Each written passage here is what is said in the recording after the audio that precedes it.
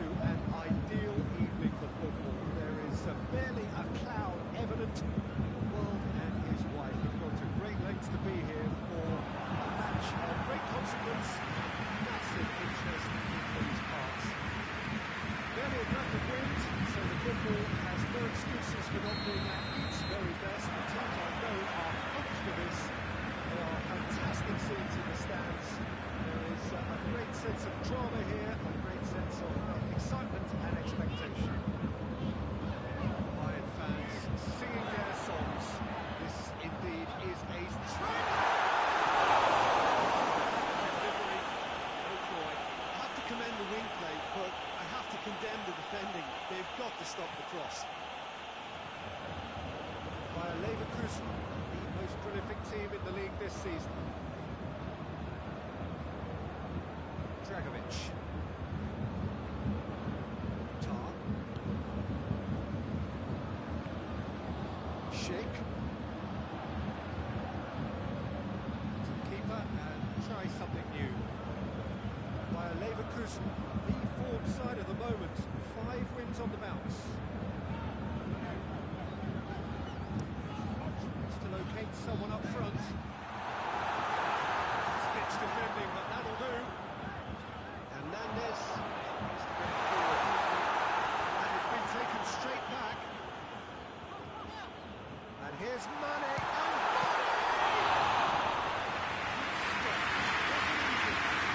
It's very sporting here to acknowledge the quality of the save. A lovely little footballing moment. Özan.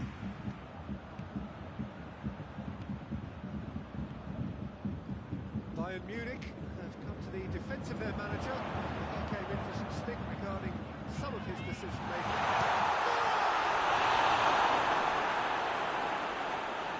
I can't speak highly enough of the keeper after that save. Can't stop thinking about it.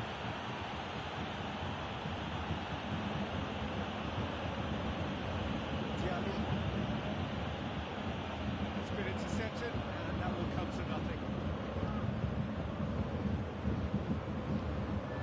Now it's Mane. Plays it through. Coman. Has a goal! It's off target and right away.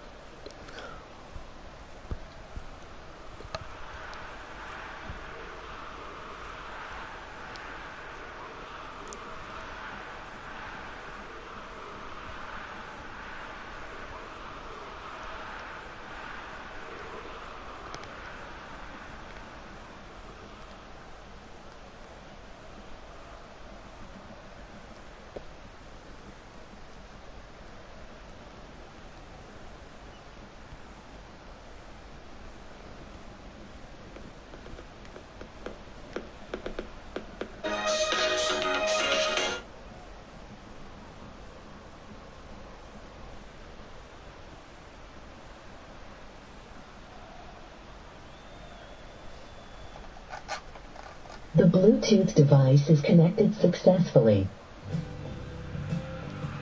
Don't skip yet. This app is something we won't want.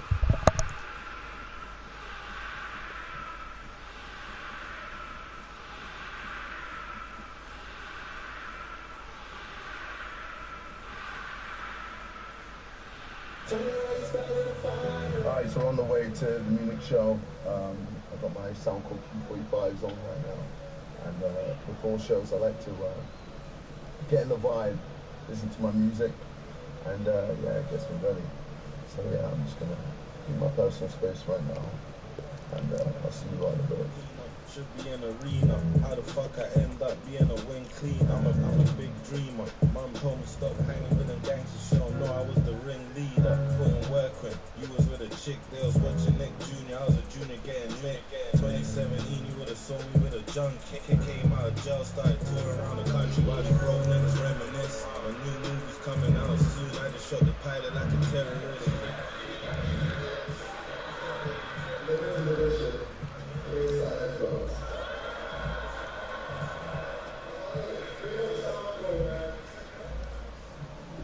Fresh show, sweet on, baby. Pockets swollen, it's my year. And I'm the one who's chosen, neck wrist frozen, I don't care.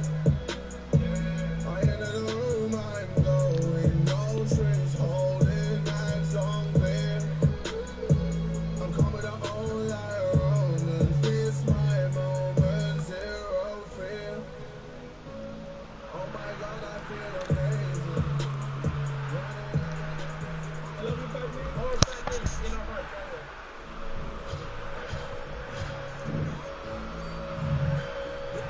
No way. Not cute. No. What's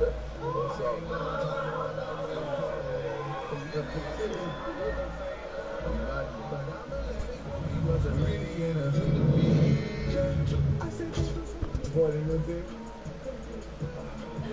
Get out.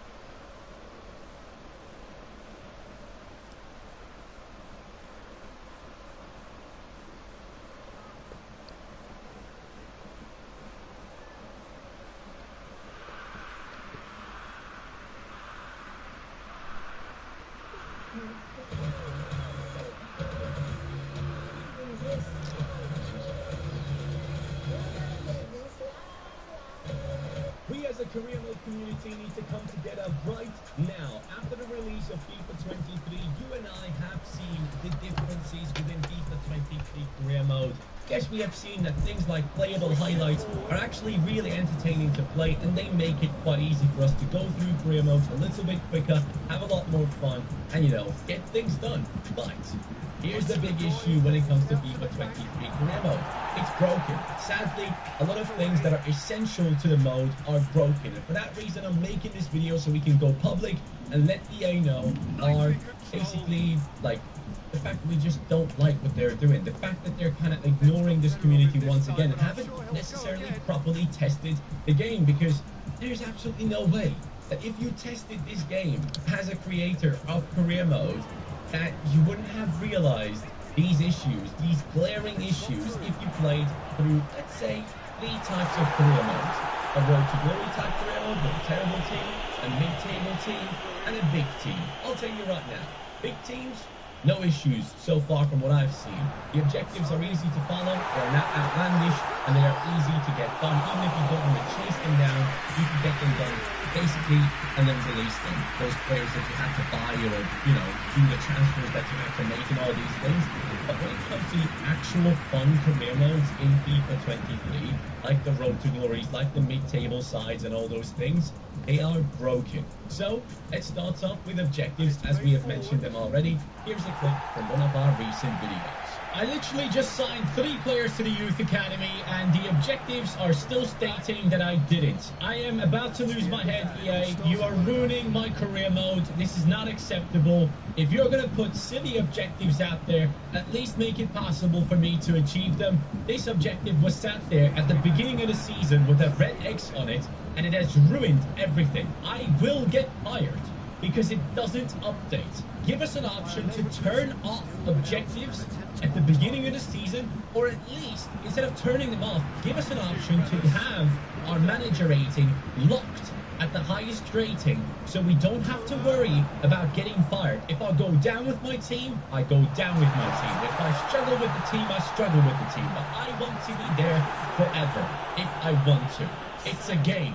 Give me that option. Like, this objective right here is the silliest thing you could give a team that has just been promoted from the Championship into the Premier League, and you're telling me I'm supposed to reduce player wages when I now play in the Prem, and the game is set up in a way, as soon as you go into the Prem, they're asking for ridiculous wages.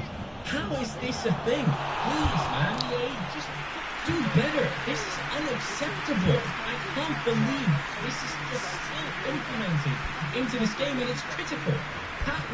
I'm going to have to go for the youth development ones, even though I'm a Premier League team now, and it makes absolutely no sense to go after youth academy players. So as you guys can clearly tell, these objectives make absolutely no sense, and I honestly don't think that I'm the only one that has experienced this. I've had thousands of people now go ahead and message me and tell me about the issues that they are experiencing within FIFA 23 career mode. People are telling me this about these issues in streams, they're telling me in my videos, they're tweeting at me.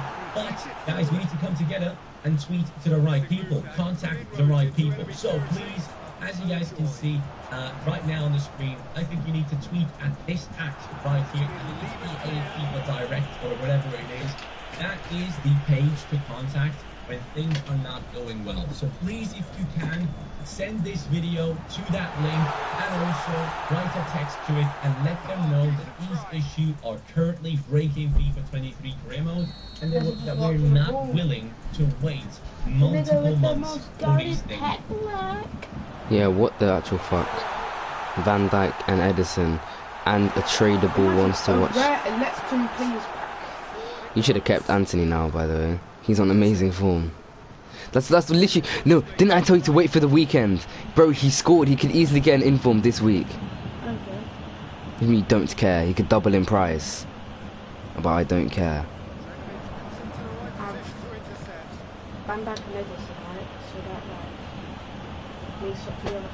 Just next time, just listen to my financial advice, okay? Because I know what I'm doing on FIFA. I know. You're the one who told me to sell him when I said I'm going to keep him. No, I didn't. I said wait. You said sell him. No, I didn't. Yes. I said wait. I said wait to the weekend and see if he goes down and see if he goes up and stuff. You're like, no, man. Because sell him. Otherwise, his what's it called? His hype might go down. No, so yeah, after a couple weeks, I said wait. I said wait for this weekend. Moms, you told me to sell him. Okay. You didn't tell me to sell him ASAP. You told me to sell him sooner rather than later. And like, when you said sooner rather than later, you meant like that week. That's not what I said, please come. Mom, you told me to sell him. Anyway, sure. Well, can you please bring me some of the pastries, please?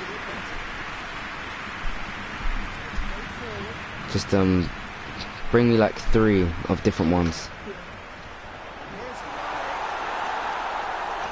Actually no, bring me 4 and all the different ones. I bought 4 different packs, I'm pretty sure. Actually no, I bought waffles. Okay, bring me 2 of one and 2 of others. Like 2 of one and then another one and another one.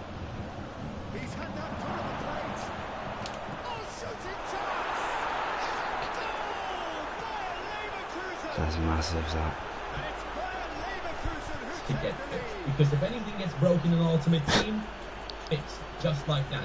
If there's an exploit in Ultimate Team that benefits the player, fixed like that, because it obviously hurts EA. So please EA, go ahead and fix this, because currently the way FIFA 23 remote is going is broken, and you have seen it with the objectives already.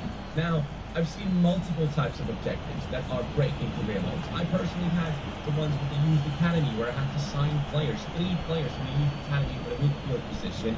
I did it, and it didn't check off. It didn't apply to my manager rating. My manager rating was still declining. I also had the objectives of reduce wages when I moved into the Premier League. Just 2 of one, and then 1 of the other, and then 1 of each, the other 2. When you move into the Premier League, you can't reduce wages. People are asking for the same money when you come up from the Championship in the Premier League, because you have so much more money available in the Premier League and others know that. Then we had objectives like sign 2 players from this nation, and those were broken too. So please EA, you need to get these things fixed, because objectives as they stand are a huge broken feature in FIFA 23. And I think a very easy solution for this would be to apply a feature right when you begin career mode, when you set up your settings, like legendary, how long the game should be, what international job offers and all that. I think there should be an option that makes you unsackable or unfireable as a manager. If I want to play like that, let me play like that, because it's a game after all, and that is my personal opinion. Games should be fun, and I think a lot of people will agree with this. So please EA, when it comes to the objectives, first of all, fix them, and second of all, please go ahead and give us that option of not being fired, because that just makes things a lot more easy for us, and we don't have to worry about these objectives and micromanage them at all times, because not everyone likes to chase them down constantly. So just giving the option to the player himself would be a great thing to do. Now let's move on to the second thing in this video, and that is dynamic potential. It's broken. Watch this play. I gotta say, dynamic potential, however they messed it up, it's not easy right now.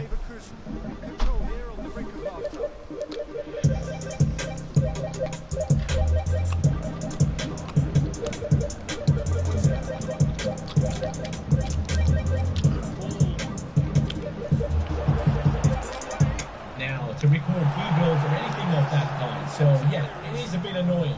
I really hope they get it fixed soon enough, but look at that performance. 29-6 from Openda. Normally, when this dynamic potential would work well, next season he should be at least 86 rated. We'll see how that goes, and the same goes for Johnson. Both of these players should be technically 86 rated next season by the end of it. We'll see how that goes. Openda only 84. I told you he should be an 86 this season. Did not get it. And Johnson, just like Openda, only +1 in growth, despite the amazing season these players have had. This is just not okay. I do not appreciate this, EA. You guys need to fix this, and fix it as fast as possible, because it ruins career mode, and the one thing that I really genuinely enjoyed of it in the previous years, which is dynamic potential. And look at that, Openda 31-3. If this guy does not get to the 86 anytime soon, it's going to be a crime, because he deserves it, clearly. So as you're seeing in that club fantasy, FIFA 22, FIFA 21, and all these games, when players score, I don't know, did you have dynamic potential in FIFA 21? Possibly not, but in FIFA 22, dynamic potential was huge. It was a game-changing thing, a thing that genuinely made career mode so much more enjoyable, because you could take any young player and turn them into the world's best. As things stand on FIFA 23 right now, dynamic potential is completely broken. After the first season, many players drop in terms of their potential, even though it doesn't make any sense. Normally, they would drop down gradually. Normally, they would go from exciting prospect to showing great potential, and then no potential. But now, we have players that aren't performing, who were exciting prospects, go down to no potential at all of a sudden. And that just makes no sense. And on the other side, we have players who are doing extremely well. Plus, dynamic potential doesn't normally have as much effect anymore, but we have had it in FIFA 22 where we had multiple 30-plus-year-olds. If they had a good season, they would still be growing. But if you had players below the age of, let's say, 28, performing at a top level, scoring more than 30 goals as a striker, they would have at least a +2 overall rise or +3 overall rise as long as they were below the rating of 90. And now you don't have that anymore. So as you guys can see in the example, the players only grew by +1, which is hugely upsetting considering how well they are performing for multiple seasons in these career modes, and then they just get really marginal upgrades, and that's not okay. Dynamic potential needs to be coming back because people are already realizing that it isn't there, and it's making career modes boring already because you have to constantly use these high potential players like the Mbappes of this world, like the McConnells of this world, all these players that we all know have high potential. You have to keep recycling through them, which makes it extremely boring. The fun of FIFA 22 career mode was that you could pick any side and pick up like some youngsters that no one would know from all around the world, going to South America, going to Japan, all these young players that people don't necessarily go to the 90 pluses, and you actually get them to the 90 plus overalls. So please, dynamic potential and objectives, they need to be looked into immediately, and whoever is testing your games has sadly not done a good job. So I'm really hoping that you guys can, but next time going into testing career mode, not pick a big team. I don't know how the process has been going at EA, but I would imagine that whoever tested FIFA 23 career mode has probably picked a bigger side, like a Bayern Munich, like a Liverpool, like a Premier League side, to go ahead and test the objectives and see if they're broken or not. Possibly gone through a couple of seasons and seen, alright, as Liverpool, I don't have any objective problems. But the big issue is, when you go with the smaller sides, you have constant problems all the time.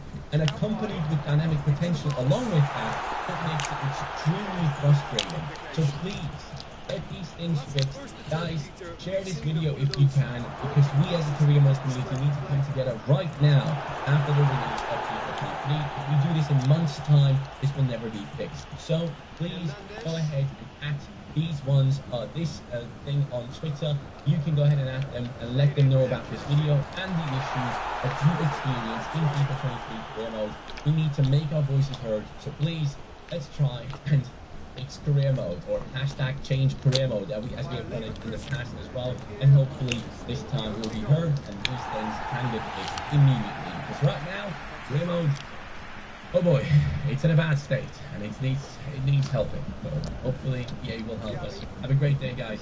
Take care, and peace.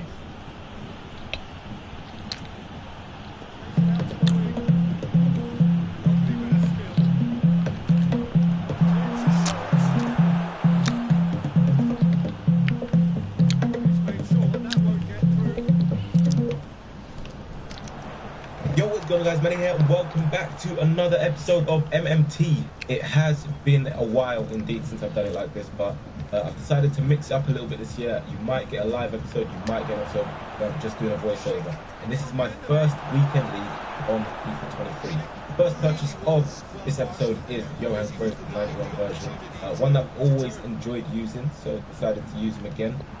Then I was eyeing up Zinedine Zidane, one version that a lot of my friends, a lot of people I know, content creators, don't really like, the 94 version, but somehow I've always been able to find a way to maneuver him. Most people prefer the 91, I prefer the 94. And after a bit of deliberation, I finally got round to actually purchasing the card. So just under 2.6 million, Zidane was going to replace Xabi Alonso in centre mid.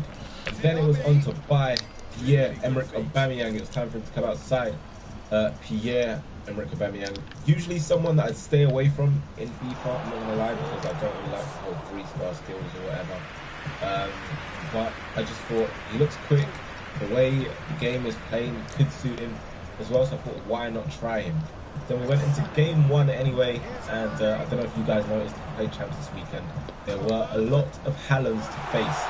With Haaland, you get a very, very, very scary threat to the defense. And this is an example of it here. Once he makes that running behind, it's very difficult to track, especially if you aren't controlling the defender. and he doesn't mess about in the box. He will 9 times out of 10 pretty much punish you. But Cruyff, after getting his debut goal, sets up Aubameyang there to get his debut goal as well. So that's 2-1 to us. We're in the lead, and it was a real back to front, end-to-end game, and you can see that there. He equalises with the player of the month, Rashford, who isn't a bad card. He's not a great card, but he's not a bad card, and he's one that can get you goals. For the price, maybe I would say probably not worth doing, but he's okay, I guess.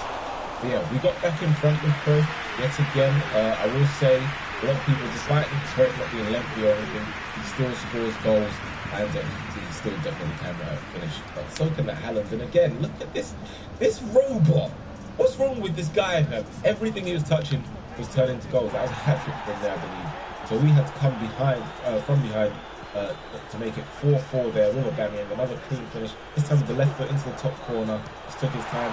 I would say as well, stepovers are pretty much back in the game. But I can't remember if it was 20 or 19 where stepovers were pretty overpowered and everyone started using it. But they are back in the game and they are effective to use around the area. So if you want to use them, I would say definitely go for it. It will help you maybe get a few more goals that can help you win games. Yeah, went up 6-4 and then we started to pull away a little bit. Cruyff yet again turning provider for Aubameyang, who's gone through behind the defence, and that's a lovely finish. I'm starting to get the hang of chips again. They are manual from what I understand this year, and I'm starting to get the hang. I was struggling a bit at the start of the game, but getting there slowly, bit by bit. So he just gifted us a goal, and then Alisson gifts them a goal there. We just pushed it into the half Neymar to make it 8-5. But we weren't done. Valverde winning the ball off his defender, and then advancing, continuing the attack with Cruyff, who is in the box, and like I said, he can finish. This Cruyff can really finish. Even though Mav and a few people said, he's got low shot power, it doesn't seem to feel like that in game. But we went on to the next match anyway, and yet again, this Haaland, we did a silly ball roll with Zidane, I think, lost the ball, and Haaland punished us. And then here, Mbappe, with the outside flip-flap, makes it 2-0. This guy was good. He knew what he was doing, and we were flustered clearly because we were doing silly stuff like that. I didn't mean to pass it to Lucio, it just went to Mbappe. We were 3-0 down, and it was not looking good in the slightest. So yeah, played into Modric, comes into Zidane. Can we get a goal back to help us maybe turn this game around? Nice play between Zidane and Dino. Dino sees the keeper move, just sends it into the near post. That's 3-1. When we started to build our confidence a bit, first step overs fell. 1-2 here from Zidane and Ronaldinho, and it looked like we might have a chance to come back into the game. But in the end, our opponent said no, because he went back up to the other end with Haaland. We did a bit of a loose pass. I still don't think Gabby Jesus should be intercepting that. I don't know what his interception stat is, but the way he just jumped out and got that, I don't know, I didn't really like that. But yeah, Mbappe went to the byline, and before the half-time whistle was blown, he made it 5-2. From there, Alisson was thrown. I'm not going to lie, that 6th goal, Alisson was thrown. He's got to save that, in my opinion. Yeah, we make it 6-3. It looked like maybe we might be able to start something again. But Haaland picks up the ball, goes to the byline, cuts it into Mbappe, and that's a deadly duo up top. So you've got the lengthy Haaland, and then you've got Mbappe with the speed and pace, and he's got class finishing on this game, so always going to be a problem. Somehow we got Virgil breaking forward, found it Cruyff in the box, and we made it 7-4. But that was that game done. We well and truly got pumped in that game. The last game it was Cruyff taking the match ball. This time it was Mbappe for that lad. But yeah, went into the next game, tried to keep our heads up. Cruyff goes through on goal, second guesses the shot, we work it back out here to Modric. That's a tidy finish. And in that game, we are going to get a rage quit, which is always good to get. When you get a rage quit, it gives you a bit more confidence going into the next game. We did have just that. As Dino goes through, I thought that should be a penalty. What do you guys think? In FIFA 23, I think the collision system is broken yet again. And stuff that you should get fouled for, penalties for, maybe red cards even for your opponent. It just doesn't happen. It don't go around. But yeah, 1-0 up. Dino with some nice footwork there, had Cruyff to the left.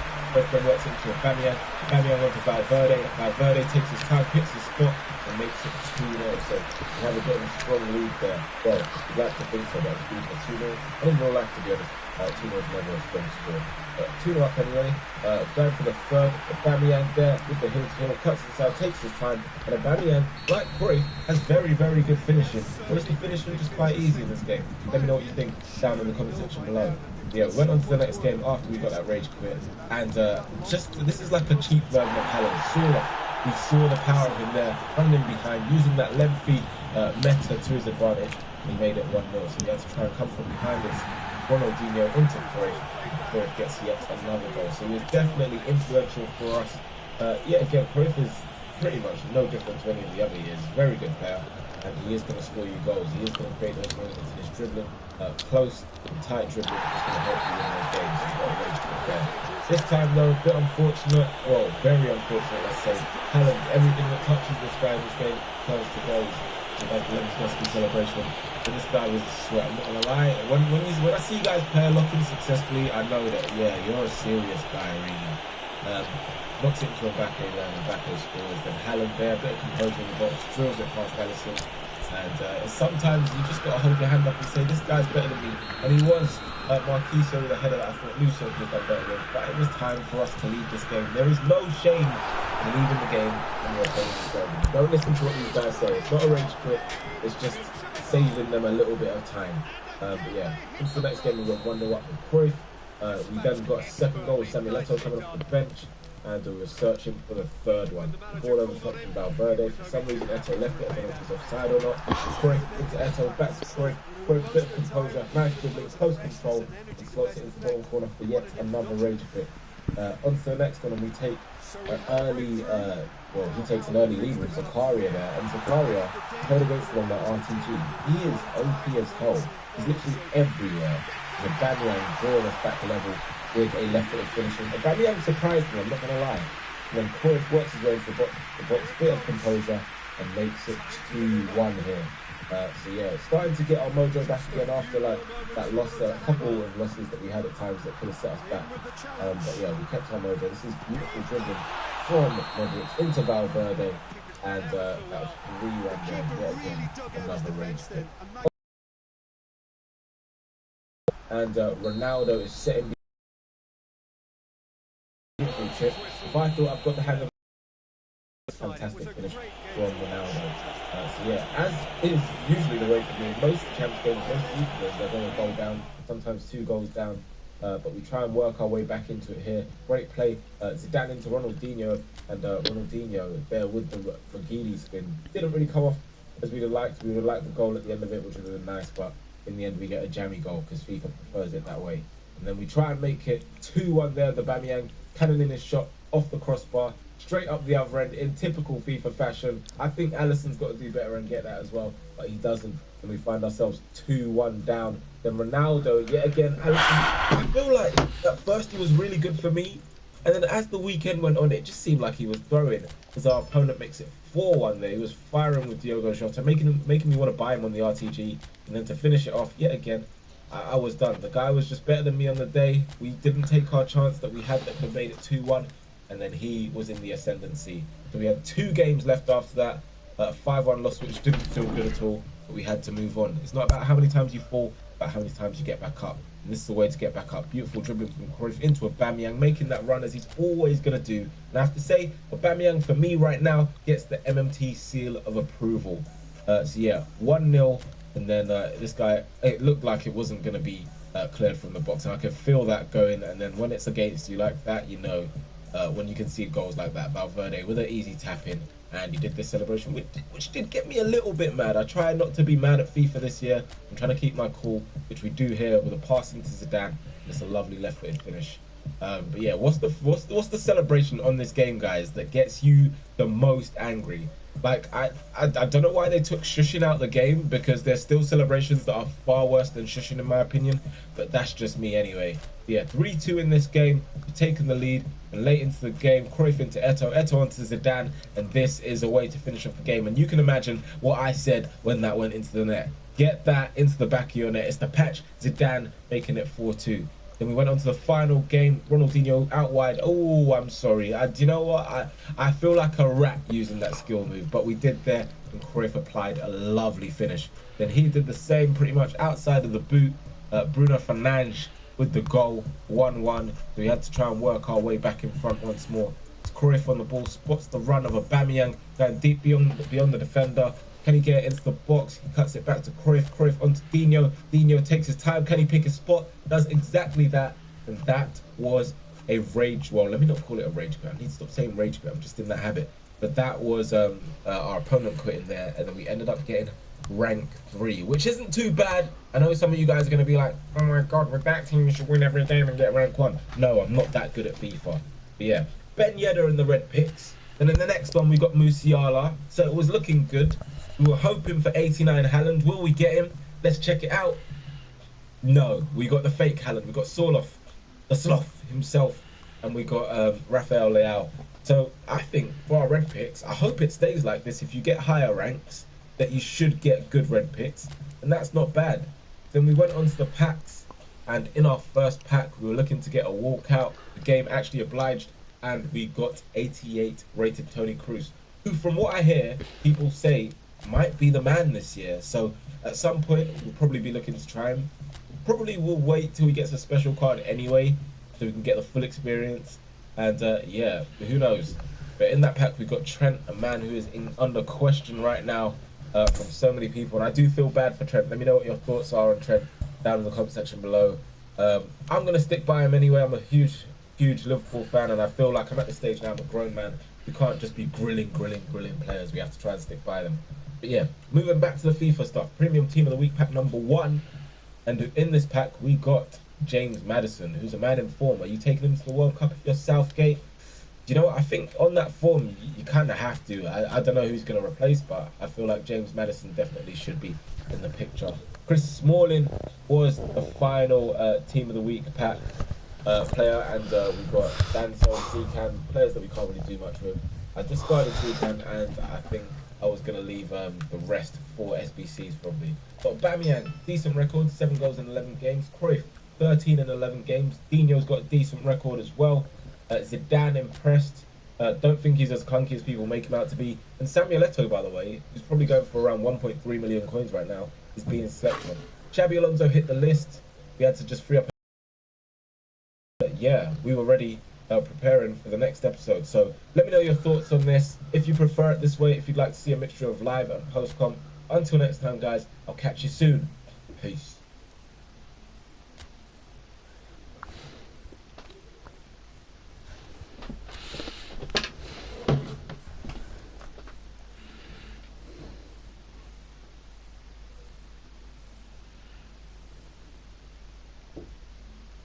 How is this? What is this?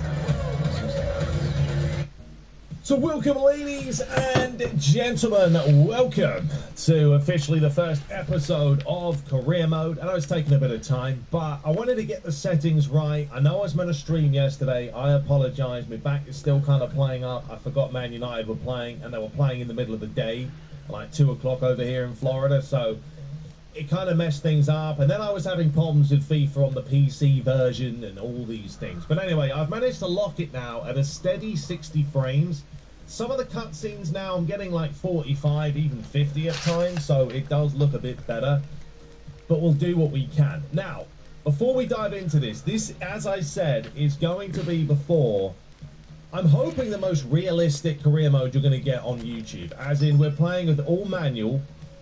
Apart from crossing, I'm putting that on semi. This is going to be a massive learning curve. I'm going to probably start on world class because I'm more worried about getting fired and sacked after a few matches if we can't do anything, and that would just be no fun. So we'll start on world class, manual football games, bit of fun. If it becomes too easy, we can always crank it up as well. And if it becomes too easy, we can always change the sliders if needed.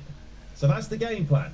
Today, we're going to kind of just get things going. We're using, obviously, Eric Ten Hag. It doesn't look anything like him because they don't have the license. So if you look at someone like Arteta, no license in the game for Arsenal, technically, because it's on eFootball, you can see he looks like my dad, to be honest. It actually does look like my dad, but a little bit younger. The other ones actually look legit. Graham Potter, Frank Lampard, because, you know, they're obviously proper licensed folks. But anyway, we're just going to use Ten Hag. I'm not really going to worry too much about his outfit because I couldn't give a monkey's. And yes, we're going to be going for this. We've got domestic success is high, continental success is high, brand exposure is critical, financial not too worried about as we have the funds, and obviously youth development as well is critical. So yes, we'll do world class. We're going to make these 5-minute halves, so it's not terribly long, but still enough to give us some chances. We're going to stick this on sterling pounds, enable the competitions, disable that. I'm going to make it strict when it comes to negotiations, or enable this, but we will disable the opening transfer window, right? If we're going to keep this realistic, there cannot be any transfers in the opening window. What you're going to see in this episode is me just going through things and getting things set up. Probably a game or two. I don't have a lot of time today, but this is just purely me getting things going, so we can start cracking things off. Without further delay, we are pleased to introduce the new manager. We are pleased to introduce the new manager. All right, here we go. There he is. Yes, the two-touch. The team, we are going to play as a team. I should do the interviews as Ten Hag. I'm not bad at accents if I listen to people and then I reenact them right away. But if I don't listen to someone for a while, yeah, my accent's all over the place. Right, what should we go for here? Asian Elite Cup, just for, you know, a little bit more prize money. I think we might do the Asian Cup. We've got some decent teams in there, apart from the old lithium battery. Who's that? Lithium? Interesting. Yeah, we'll go for that. We'll do the Asian Elite Cup to start things off and running. Now, I will say the biggest problem with me, I want to go through all these training drills, but I don't want to bore you guys with me going over every setting, right? Because the sharpness is very key.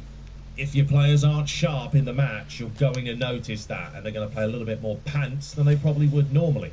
But the issue with me playing on full manual is the controls are all full manual in the training drills. So some of these are going to be a lot harder than they should be, but I'm going to quickly go through them, and I'll be back in a sec, because I've got to do this, and it's boring as hell, but I need to do it. And once we do it once, we get an A grade or a B grade, then we can just sim them. Here we go. Alrighty, we had an excellent training day, folks. We A'd all the way, so that'll do nicely. As you can see, the sharpness right now, the boys do feel a bit off because the sharpness isn't there, right? It's only at 60, whatever. So yeah, as that starts evolving, the players will feel a little bit more sexy-like. Now, when it comes to transfers, yeah, we'll wait till January time. You guys can start, you know, letting me know what type of players you think United would bring in. Although, you know, we're going to keep it realistic, so we'll see what United do in the real world. You know, if they start buying players, then, of course, we'll do the same. Right, another training drill. Let's go ahead and get these done. As I say, I don't enjoy doing these because I've done them. It's the problem. You've got to go through every single drill because you do need to get the best rating, but it just takes time. Right, I'll see you in a sec. All right, we've got another selection of A's. We're still going. Yeah, Man United's playing shortly, and I'm running out of time, folks. But yeah, we managed to get the out of shot box one's a tough one, but I find if you do power shots with time finishing correctly, half the time the ball just fires into the back. Honestly, I love the net physics, and the net physics in this game are mind blowing. Put it on tight, toy like a toy game. It's so much better. I tried loose. Nah. You want something nice and tight. That's what we're looking for, folks. All right, back to the training day. Here we go again. All right, well, we only got a B in one of them. I couldn't be asked with the whole timed lob through pass. It was such a and playing, like I said, playing on manual here. So, and you can't actually go in here and change the settings. I'd have to go out, put it on assisted. No, we're fine. I've got to learn manual control from the start of the season. So there's the Asian Elite Cup. We'll get into that. I don't know how much gameplay is going to be in this video. As I said, Man United's playing shortly, so I might just play the first game, and then the next episode we'll finish off the pre-season, and then we'll kick off. I need a little bit of a warm-up, folks. You're going to have to bear with me as we get through this, but it will be constant. We will just keep playing games, and this is going to be, you know, most of my channel is going to be focusing on the career mode. All right. Youth players as well, later on, no doubt about it. All right, more training. Let's get into it. We won't have to worry about the dribbling maze, but we'll do the other two, and we'll return. All right, folks, so we're finally getting to a match. All right, so we're going to have one match just to get this going. At least then I've got it going. That's my biggest thing. I can't get things going, so at least if we get it going, well, hey. So we're going to take on the Bayer Leverkusen for this one. In this pre-season, like I said, then we'll play a couple of matches in the next one. Then we'll get into the start of the season and start plodding along. There is Mr. Dybala, who of course went to Roma from Juventus. So this is the settings we are playing on, just to clarify for those that are wondering. Yes, it's going to be a much slower pace. And, you know, I don't know how this is going to go. Except if you don't like realism, this playthrough won't be for you. But in turn, hopefully, you know, the matches will be good fun, and you know, we'll see some progression and some growth. So there is all the settings. Game speed on default. I still think this is the best way. I've tried slow, but it's something wrong with the AI. They don't close you down enough. And even on world class, if you put it on default, it's still going to be a bit of a challenge. When it comes to the actual sliders, I've slowed things right down. We're playing on 15 sprint speed, 50 acceleration. Shot error for me is 55. Now, I am playing on manual, take that into account. But if you do put pass error on like 50, you never see any bobbling with the ball. I know we're on manual, but I still would like the ball to sometimes bobble and sometimes not. So if you put this on 50, you won't see that. I've bumped it up to 65. Shot speed is a little bit of an increase at 52. Pass speed, I like to keep down at 35, maybe even 30, because the game is fast at times, and you don't need it that quick. Injury and all that stuff is there. Goalkeeping, we've got at 60 now, 70 on the marking.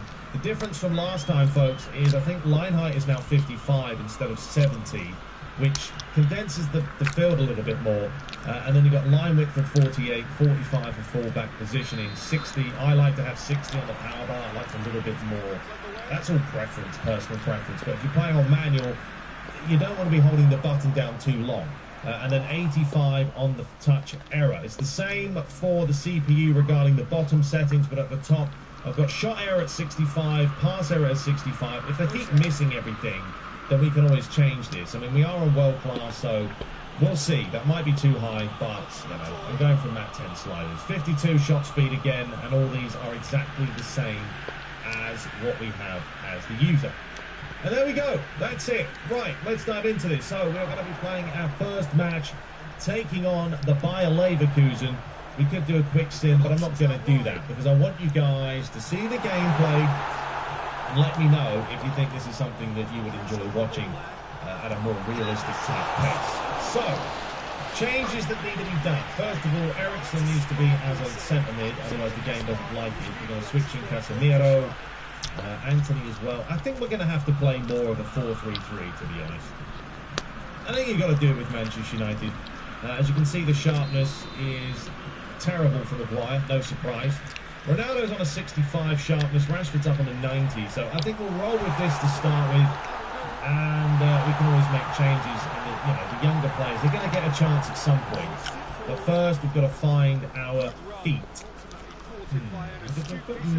Well, Martial's sharpness is absolutely woeful right now, so he probably shouldn't even bother. When it comes to playing, I don't like possession. I feel like possession, all that happens is everyone congregates into a really small space, and playing football is quite hard. So, you know, you don't want that. Let's do press after possession loss. We'll play a little bit of a higher line, a little bit more width there, and go from there. All this stuff I do need to go in here and play around with, but as I said, Man United's playing. I've got to get this going, and I've got to do a quick match. I do want to get this series just rolling, so that will do. That will do. All right, I'll see you guys in the game. Let's see how we play. The first match of the pre-season is about to begin. All right, so here we go, folks. We're at Union Park Stadium. What a whopper. And it is very, very cloudy. Yeah, we're going to dive right into it. There's no introduction for the pre-season, but here is the first match for you guys to see Manchester United in all their glory. And hopefully we can perform this season. But it's going to be a tall order. You know, the reason why I've gone for world class is because, no, I do not want to get fired after the first 5 seconds. Nice play there. And, you know, if it becomes too easy, like I said, we'll mix it up, we'll change it up. Anyway, here comes Anthony. And this is an opening chance, you know. Square it back. And that could have been 1-0 in the blink of an eye. 4 minutes played. Keep going, United. I mean, maybe I should show you my settings. Have I showed you my settings? Just to prove that I'm not lying to you. We'll do that when the ball goes off, actually. Anyway, here is Wirtz with a chance. Well played, Martinez. Hopefully our defending is what is going to save us, to be honest. But you can see the movement, because we're telling the lads to get... well, there's the proof in the pudding. Terrible pass. But because we're doing forward runs, we're going to see a lot more movement. From the team. Oh, here we go. Chance for Bayer Leverkusen, who are starting off pretty well. Casemiro, no, Cassie, don't be doing that. There you come. That's all right. It's pre-season. We'll get the rubbishness out the way. That was my own fault, wasn't it? It was Casemiro's fault, to be honest. And the Leverkusen fans go wild right here. This was the pass. It's an absolute shocker. And you can see it's a lot smoother. We're getting nearly 60 frames now on the replays in the top left. And yes, players still skate all over the shot. I know it's still there. It's still FIFA-esque physics. And Ten Hag, you can't believe it. I cannot believe it. All right, very quickly, just to show you. Like, so I'm only doing this once, and then, you know, we bash through the next episode. Manual through pass assistance. I don't know why time finishing is on. I have a feeling I want to turn this off.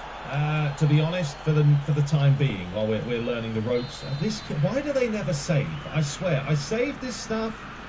It never wants to save. I think I'm going to go play a relative again. I've been kind of mixing and matching.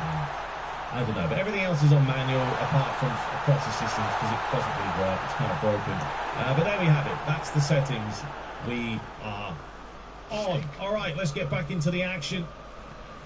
At least we have a goal, and that's what I want. I do want some goals, of course. Everyone wants to have some goals. One thing I'm going to have to use a lot more, and I know someone mentioned it, is I don't use enough of the different variations. You know why? Because I'm a PES fan. And in PES, there's like 2 ways to pass the ball, and that's it. In FIFA, oh, there's a selection. Right, here we go. It's not a bad little ball, you know.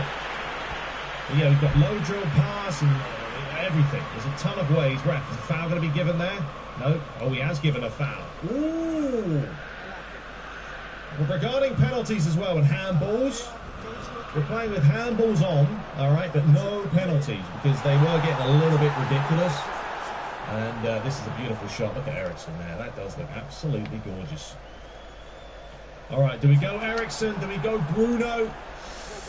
I don't know. Right, move the camera. Yes. Add the spin. Yes. Do the business. 100%. Right, let's see. How much bend do we want on this? Thing is, the ball is going to bend a lot. Probably about there. Let's see what we can do. It's going to be Ericsson, and that is absolutely woeful. We won't be doing that again. Come on, lads, keep up with him. Yeah, I've got to put more pepper on the pass.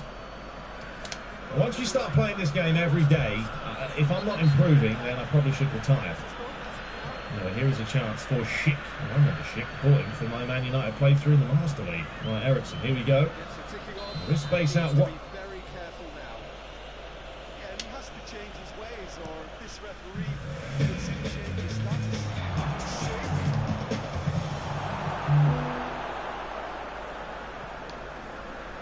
Oh, just have a Mexican wave instead. What on earth was that? That's where this game is comedy gold, and the FIFA physicness is just hilarious at times. Don't ever power past that long. But yeah, if you've got any tips, tricks, anything, let me know in the comments. I always read them. I don't always reply, but I always read the comments and take stuff into account. Oh, come on, lads. But as you can see, I think this is respectable right now. This is what we're going to play with on world class. It's not too ridiculous.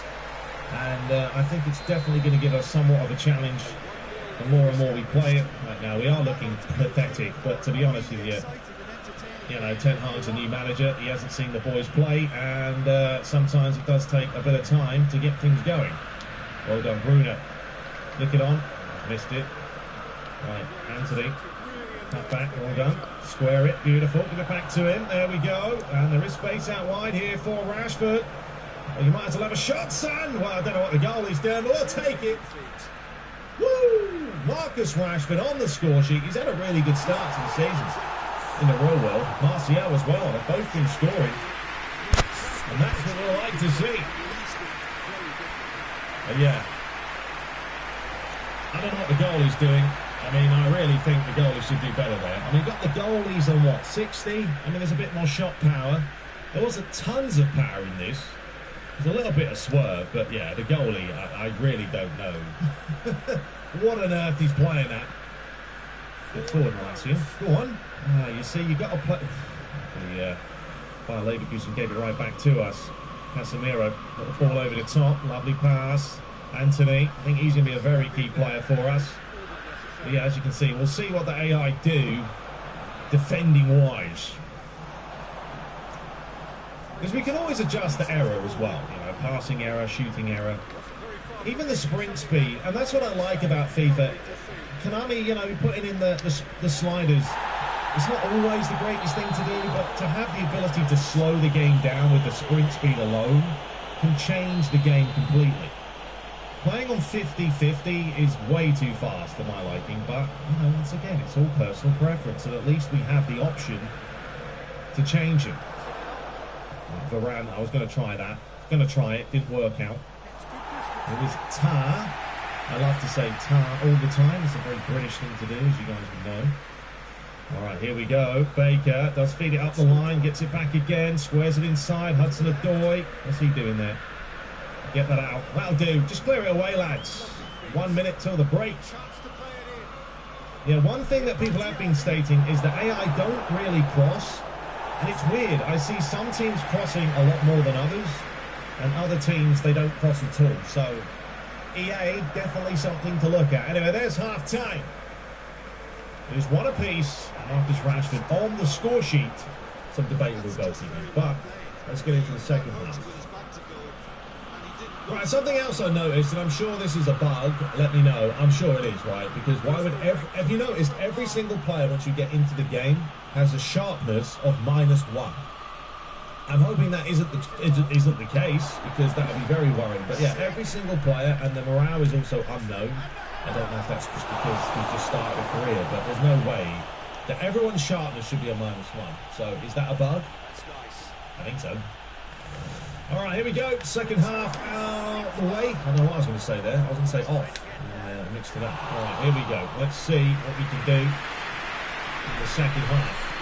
Maybe try and possess a little bit more. I'll tell you what, that switches on. That wasn't exactly what I was aiming, but, you know, we'll take it. Casemiro, what are you on, mate? All right, Anthony.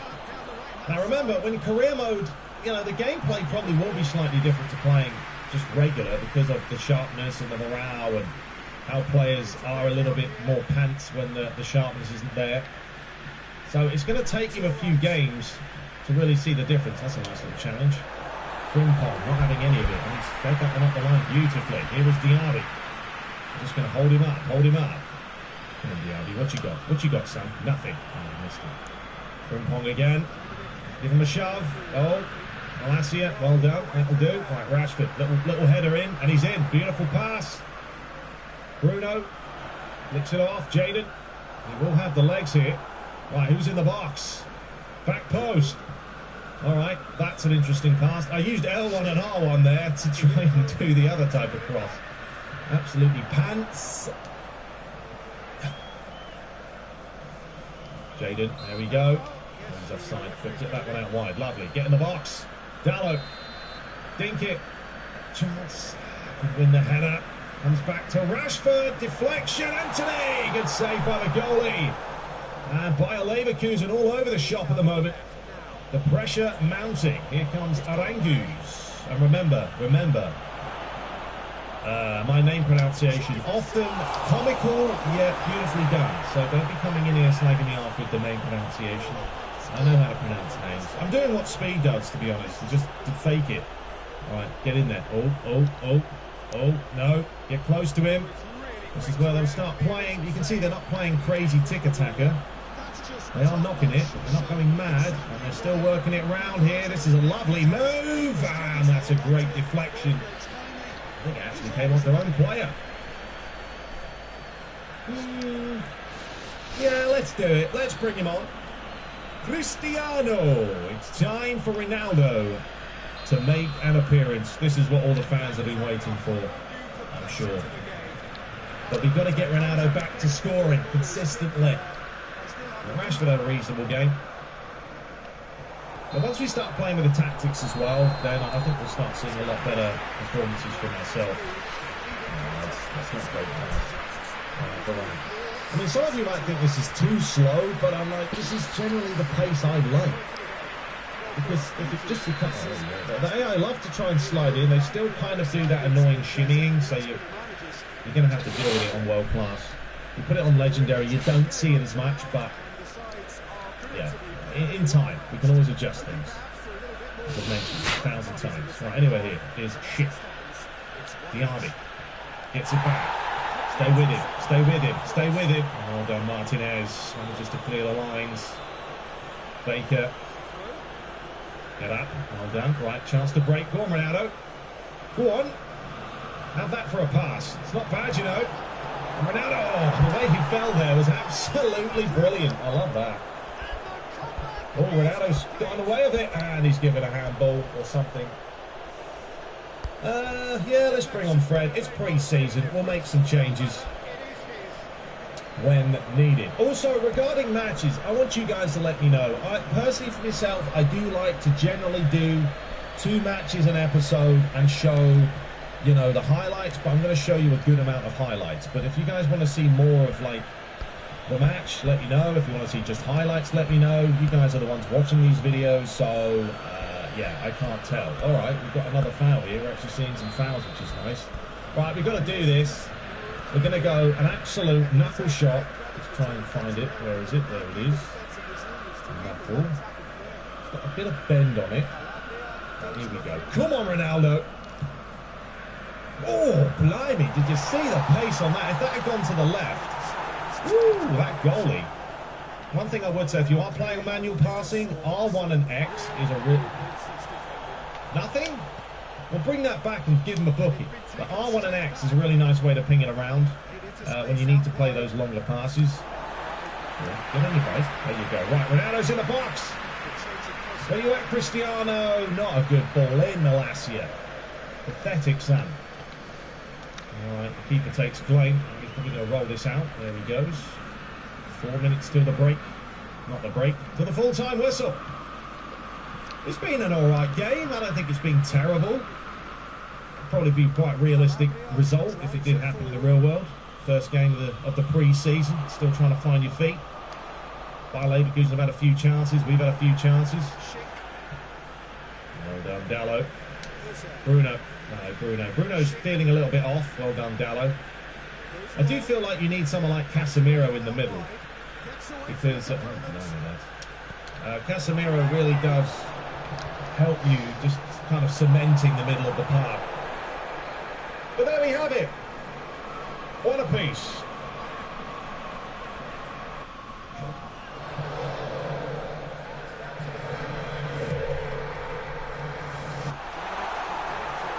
Could have been worse.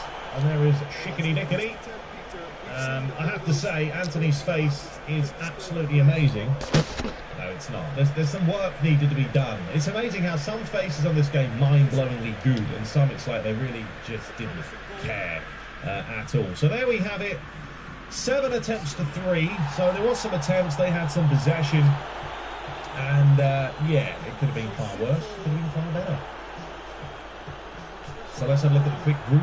Very, very quickly. There it is. The Latin. Obviously, that is some sort of, what is this? Oh, it's a long, big group. Okay, well, we're 4th right now. We'll be taking on, is it Napoli, I think, in the next episode. No, we're not. We're taking on this team. Yeah, we're taking on this team. All right, fair enough. Anyway, folks, I'm going to have to end it there because I am missing the United game. They've already started, and I've got to go and watch it. So, we are going to kick things off now. At least we've got things rolling. That's the plan. Let me know about the settings, how you thought the match looked, all that stuff. As I said, I want to make this the most realistic playthrough on YouTube that you can get. All right, so if that's not something for you, this won't be a series for you. But that's how I like to play. And yeah, we'll dive into the season. Let's have a look at the calendar real quick before we do anything.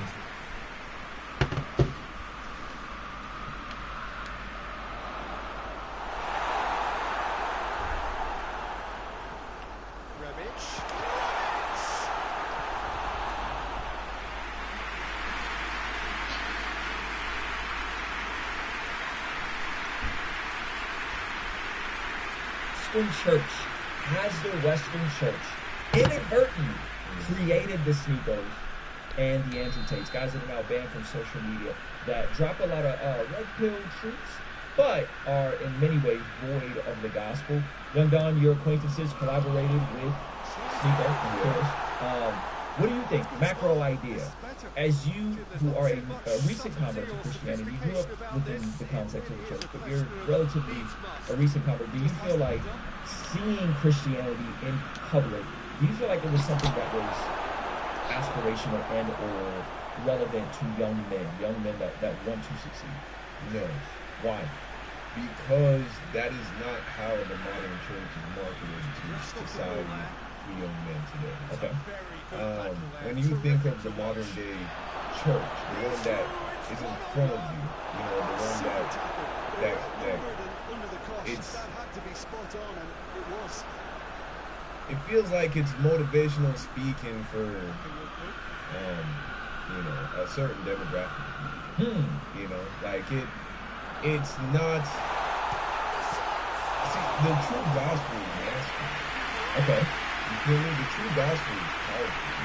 And when young men hear the true gospel and hear the weight of the gospel, it has a sobriety to it and a weight to it that I think would appeal to a lot of men. And also a lot of the concepts preached in the red pill are preached in the Bible. The red pill is, you know, a counterfeit. It's a counterfeit of the truth that's in the Bible. And that's really what it all comes down to. And I think about, there was nothing about the church that appealed to me when I was 21, when I was 22. In fact, for some reason, and is this a failure on behalf of the modern day mainstream church, or is this just Lucifer showing his handiwork at casting deception on people? Whichever the case may be, all I know is that when I was younger, I wanted to be successful, and you know, everything that came with successful, and for some reason walking with Christ didn't seem to go hand in hand with it. You know what I mean? Yeah, you know, it makes me think of the stories when the disciples, and there was two of them specifically, and it happened on several occasions, and they would argue amongst themselves on who was the greatest in the kingdom. And one of them, even one of their moms, steps in and starts talking to Jesus, and the brothers of Zebedee or something like that. And the mom steps in and is like, you know, hey, can my sons have authority in the kingdom, right? And so this theme keeps on happening in the gospel narrative. And what's interesting with Jesus is that as these guys are grumbling about who's going to be the greatest, about who's going to sit at his right hand, about all this authority they want, Jesus actually doesn't rebuke their desire for greatness. He doesn't go, like he told Peter, get behind me, Satan, right? When Peter tried to get in the way of the cross. He actually redirects their desire for greatness. So there's some things that I think we have to completely rebuke and reject and say, no, this is completely worldly, this is not okay. There's certain things we can receive, right? Like nutritional advice and science and different things like that, right? We talked about that on the podcast a bit. But then there are those things that I think have to be redeemed and redirected. And I think young men's ambition to be successful, to be capable, to be a provider, to be a protector, I think is something that we're intrinsically built with. But you're right, because of the blindness in this world, it can get distorted and perverted. And so what I love about Jesus is he says, he doesn't rebuke them, he redirects them. He says, you guys that want to be great, become like these. You want to be great, you must become like a child. You must have childlike faith. You want to be great, you must be the servant of all people. The first shall be last, the last shall be first. Like, it's this beautiful redirection of the very thing that I think we need as young men are innately wired with, which is we want to be capable, we want to be protectors, we want to be providers, we want to be people, folks that add a net positive to society, but oftentimes that's never really communicated for the context of the modern Western church. Not all churches, but at least the kind of the mainstream Western church. And so the more I sat and I thought of these ideas of like redirecting ambitions, right? That's this language I think says, make it your ambition to be quiet. How does that look for me to be someone that's on YouTube? They got a big mouth, they're tall, but to lead it quietly, right? Like it's this tension of redirecting the ambition, redirecting to do it God's way and not in a way that it's all about you and my name and my empire and my thing, right? And Jesus says that, like, the pagans lord over each other. Don't let it be like that among you. Become the greatest servant of the one. I feel like that redirection isn't happening, in my opinion, as often as it should. That redemption of the desire to be capable, competent, confident to be someone that can be a changer in a community, to master yourself through God, with your disciplines, every disciple does. What do you think about that? I definitely think that, plays a huge role. That definitely plays a huge role in everything that we're seeing today in regards to young men not looking towards the church in terms of guidance, towards scratching all of those itches, essentially, that men have. As I was sitting there, I was also wondering, it's up to, so, bringing back the conversation to around, like, the vacuum, that's what it is. There's a vacuum in society where young men don't know who to turn to in order to receive this information. And that's a position that was supposed to be filled by men of God, right? The church, but also, the fathers and husbands who attend and build and make that church up, passing that on to their sons, and then, older brothers passing that on to their little brothers. There's a vacuum there that exists, and, looking back at why is that the case, and how much responsibility does church leadership have to bear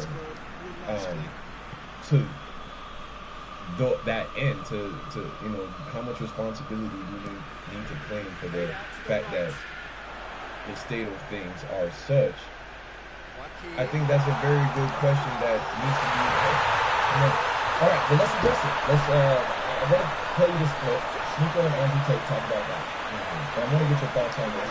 I've seen this. I don't remember everything they said, but it's a very interesting way in which they describe that, which is different than I think how those were reported in this platform. But then I want to bring up Jordan Peterson said something that I really resonate with. He was saying that he struggled believing in God, and I was the same way, right? I was an atheist for a long time. I grew up in the church, and then I rejected it for a long time. I didn't believe in God, and I think I found God from seeing all the evil that was there. Oh, absolutely. The demonic and satanic rituals they do, that must mean in the inverse that God exists. But Jordan Peterson said that it's best for him to encourage his followers to follow God, because that's the best way. So remember we talked about that earlier, right? Like how sometimes evil is how people acknowledge that there is a good. If evil exists, there has to be a good. Right. So it's interesting that he opens with that. He does have, and to me it was 9/11, seeing the towers come down and seeing the evil when I was in high school. I was like, what a God it is. There cannot be a God that this is the evil. We go down to Jordan Peterson in the booking channel. So I am saying I always tell my team to follow God, like praise Christianity, because Islam and Judaism, because it's good. But I still struggle with the belief that God is a father. How much do you really talk about God because you believe in it, and how much do you talk about it because it's the best thing for the 50,000 people watching to follow? That's a good question, but I absolutely not really believe. But I think that the way I view God is slightly different than a lot of people perhaps think of God. I don't see it. It's not a matter of reading the book and thinking there's a guy in the sky who's watching over you. I think that you can see God as an idea. Jordan Peterson's trying to tell his followers to believe in God because he likes the idea of the collective consciousness behaving in a certain manner. And I think that we know all of this is blasphemy. All of this is like straight up breaking the first and second commandment in a egregious manner. Break it down. They're creating a God that suits their liking, and that's a problem. So instead of coming to the God of the Bible and saying, what is God's standards for me, I'm going to have this a la carte God of Islam, God of my own collective consciousness, whatever kind of floats my boat type of God, because it ultimately makes us good. Right. And you're saying that that's a breaking of the first commandment. Yeah, clearly. Yeah, that's interesting. That's an interesting take. I like it though. I think you're right. I think when you're repurposing God to be in your image, that's a violation. I mean, characterizing the way how Christians accurately recognize God as the Father of all creation, an intelligent being who does things with purpose and intention, who has given us his word in the Bible, and has given us his law, his moral law, told us what our purpose is on this planet and how to go about living life in a way to please him, characterizing that as a guy in the sky, reading a book,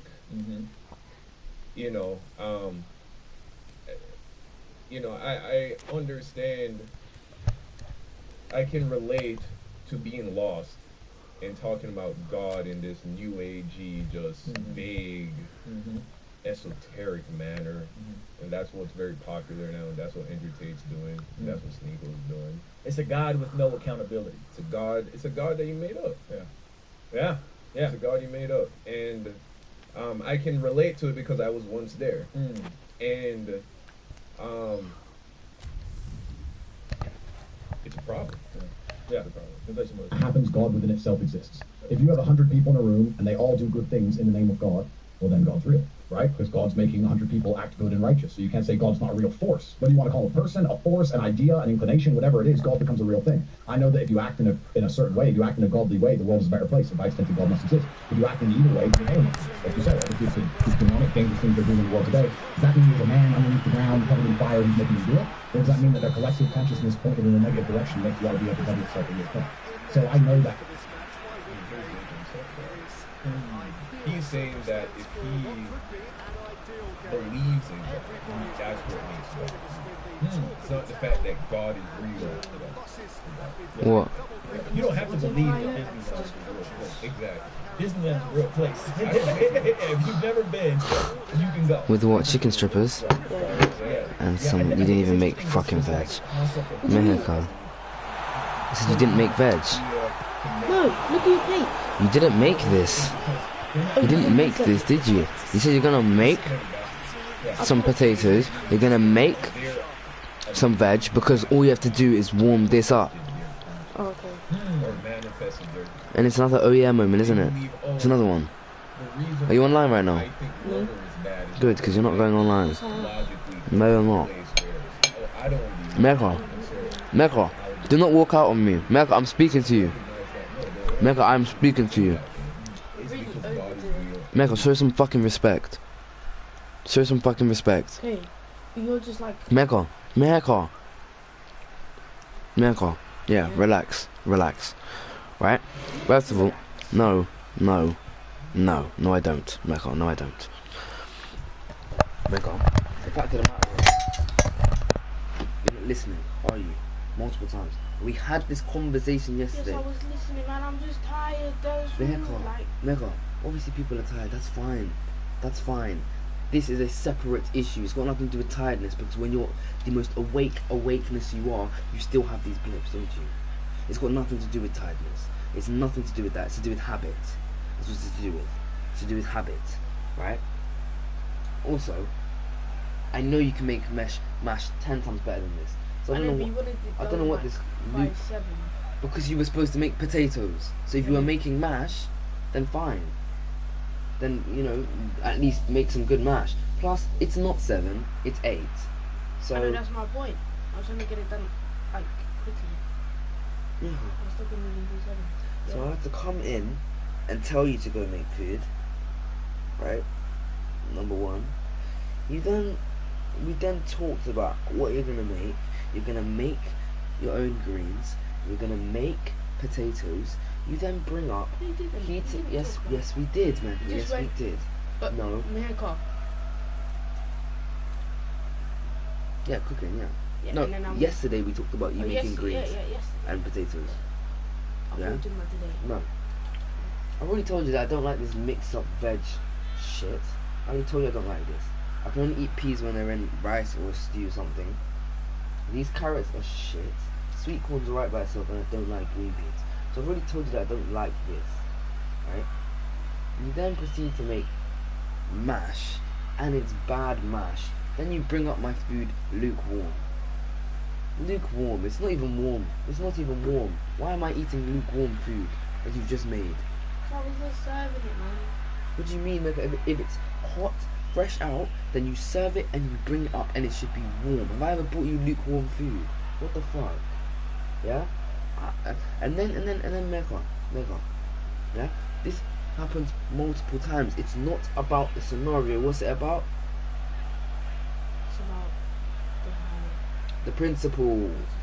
The principle. It's about the principle. I say every time. Yeah? You love to gaslight me. You are a top gaslighter. Do you know that? You are a top gaslighter. It's not that deep. You're doing too much. When I've spoken one word. Anytime I show any emotion, of getting slightly annoyed or angry, I'm not allowed to do that, and you gaslight me. What, bro? Why are you getting mad? All I did was bring you lukewarm food that I said I wasn't gonna cook, and it's an hour late. Bro, why are you even slightly annoyed, bro? Oh my days. I'ma walk away from you. Mecca, people are allowed to be annoyed. When you are annoyed, do I gaslight you in that manner? No. What you actually taught me a couple of years ago is listen to what people are saying, and if they are saying stuff to you about their emotions, you need to listen to that and take that seriously. Right? And telling other people your emotions are seriously. If I just didn't say anything here, what happens? And I'm mad at the situation, and I have to let you walk out and you go downstairs and you do whatever, I'm then just bottling that up. So then what? Tomorrow I'm gonna dislike you a bit more. I'm gonna be a bit more rude, a bit more snappy. And then you do some other bullshit, you forget something else. Oh yeah. Now I'm even more mad, but I don't say anything, but all it does is bottle it up. These things need to be expressed when they happen. But in a healthy manner, in a conversational manner. Yeah? Like so. What? Like so, in a healthy conversational manner. If you want to say something, say something. What do you mean? You speak for 10 minutes and then if I interrupt you, like, why are you interrupting me, bro? I need to get in my first point, so you can now speak. Do you have anything to say?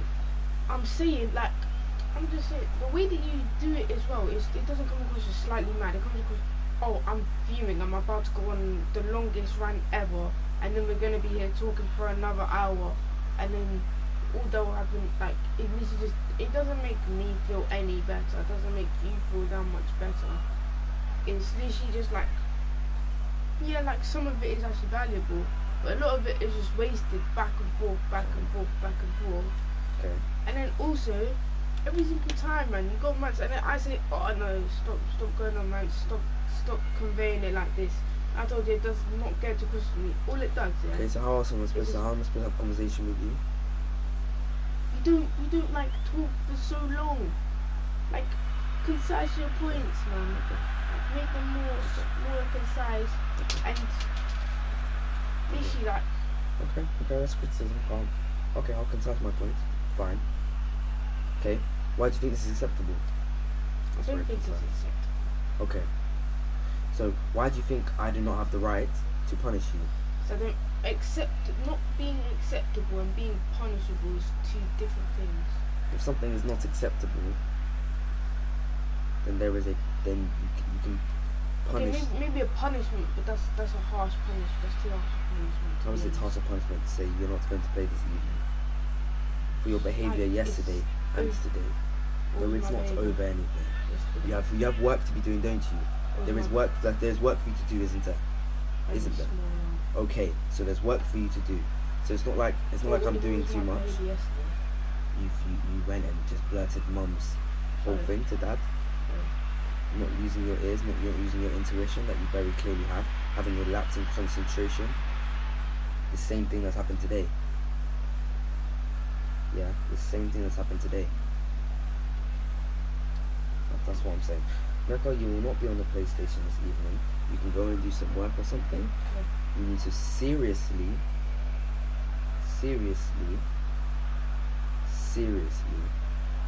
figure out what you're going to do about this oh yeah bullshit. It makes me very mad, yeah, and it just lessens a lot of experiences. That's what I have to say, really.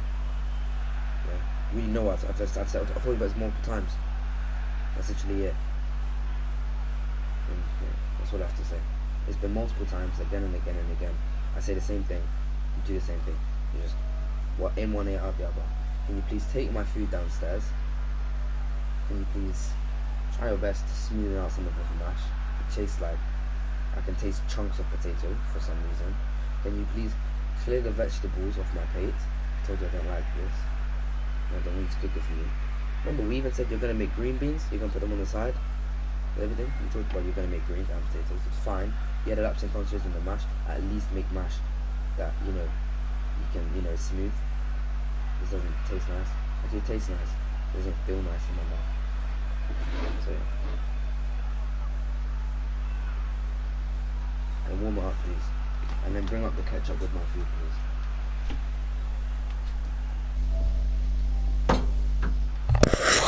you have anything to say, by the way? I'm sorry. Thank you. I didn't. Okay, yeah, thank you. Apologies actually accepted, because I don't hear you usually apologize for things like that, so I actually respect that from you. Also, can you please bring up yeah, but that's a reactionary. That's a reactionary I'm sorry. That was a genuine I'm sorry. There's a difference. If I say Meheka, you came and you said honestly I had a lapse in consciousness about the mash. I wasn't even that mad. Then I look, I see the greens, and it's also some shit mash, and it's just, you know, it's just annoying, and then it's also cold. So it's like, what the hell, man? You know what I'm saying? You guys have a long day, and I'm being fed at 8. By the way, feeding at 8 is not that bad, but don't send me cold food. Can you please bring up one of the water bottles, please? Thank you. Written that law on your heart. It's the objective, natural law. Exactly. Yeah. It's not that, oh, I believe in God, which makes God real, and when people act in the God real, what do you mean God? Who came up with that? Who came up with morally right stuff? It wasn't you. It was God. Yeah. When I sit and look at all the atheists who do all this dumb shit, I don't know what they're thinking either. And then we go, no sir, that's not my team. How did it change? There's the I'm not an atheist anymore because I don't like atheists and atheist leaders, which kind of funny, right? Right. But he just, in that same break, he just said he was an atheist. He did kind of, right? Yeah, he was an atheist, and now he's like, I mean, so does that mean he would have not liked to be around himself?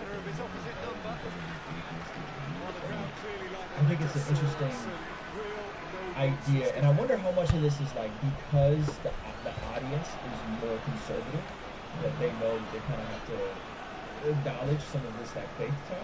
You know, how much of it is that? How much of that is this really on what they believe? Definitely, whether I can't say whether or not someone truly is genuine, like, does he believe the things he's saying? Leverkusen, a couple of 3 points from their previous game. What could it be pandering? I don't know. Yeah, it's unfortunate, and I've made this same mistake as well. You know, but this thing that we've done to Christians, that is pretty much the end of that. Give him too much room to like now.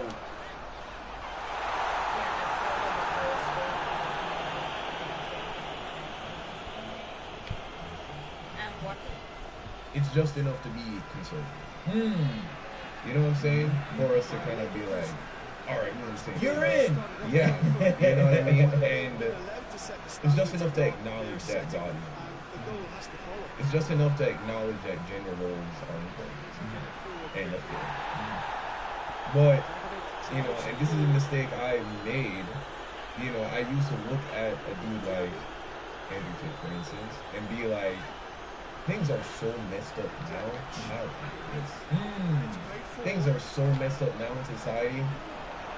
This is still way better than what mainstream's selling me.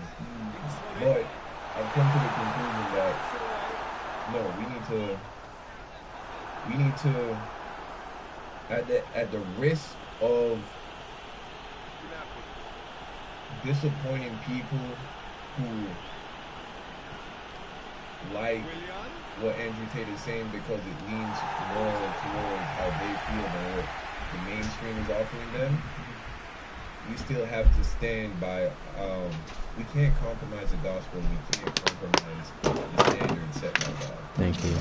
Not in a judgmental, like, oh, rebuke this person way, but, you know,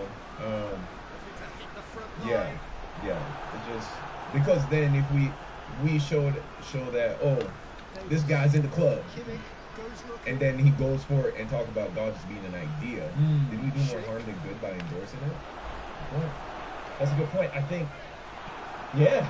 I mean, well, first of all, I don't think we should be endorsing. Like, I don't think there's an endorsement of it. I think that I'm always intrigued with how much things that are echoes that I feel like, at least in my church circle, that we've been talking about this stuff. Like, so like when I sat down with Wallow, he's talking about this stuff. I'm like, bro, we've been talking about masculinity in the church. We've been talking about these different things with regards to gender roles, with regards to, men being the priest, provider, protector of their home. Andrew Tate was on Valuetainment when he talked about men want respect. Men have to have respect. Right? I'm like, best-selling Christian book of 2004 was a book called Love and Respect. That basically says men need respect, women need love, and that's the way. Like, there's an optimal for what we desire in a couple. Right? So it is interesting to me in how so many of these things have been talked about, but just for whatever reason, it seems like the representation today with Christians in society today, right, is not the same as it was maybe 20 years ago, 15 years ago, right? Yeah. And I think that allows them the rise of the counterfeit, right? It's just close enough to the truth. It's like Impossible Meat. Yeah. Right? Yeah. It's like Impossible Meat. Like it looks like meat. It kind of tastes like meat. Kind of. It even, you cut it open, it even has like some of the fake meats even have a thing. But when you really look at the macronutrient breakdown, it's soy and all kinds of weird stuff in that, and that's what it reminds me of. It's like, man, it's so close, but it's so far. And also, when you look at why it's popular, it's popular because it also appeals to, that those carnal desires of the unsaved man. With the Andrew Tate package, you also get this millions of dollars, tens of millions of dollars, the codes of the God for the harem of women and all of these things. That's like, and then they throw in the God thing. And you got any final thoughts, man? Bringing the whole conversation home. Do you think the church can do a better job at reaching and engaging young men? And the church meaning me, you, everybody, like the capital C church as well. Yeah, and that's really what it is.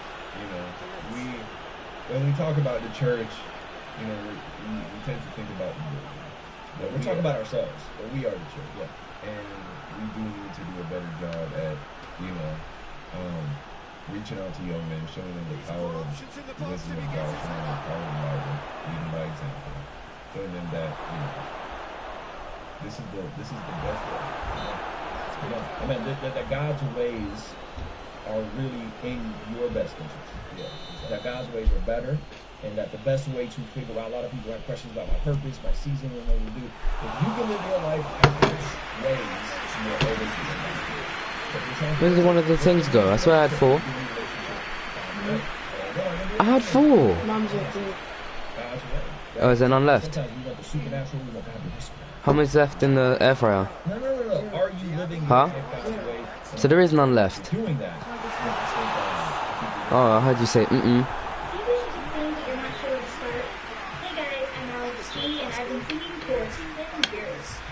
You might recognize me from my YouTube channel where I get asked all the time questions like, how can I...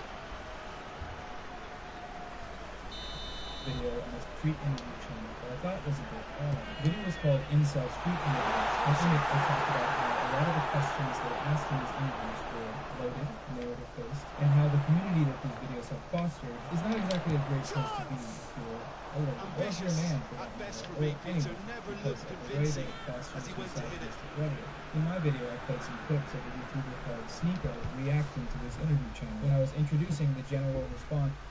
Has the Western Church? Yeah. I mean, well, first of all, I don't think we should be endorsing it. Like, I don't. It's popular because it also appeals to, that those carnal desires of the unsaved man.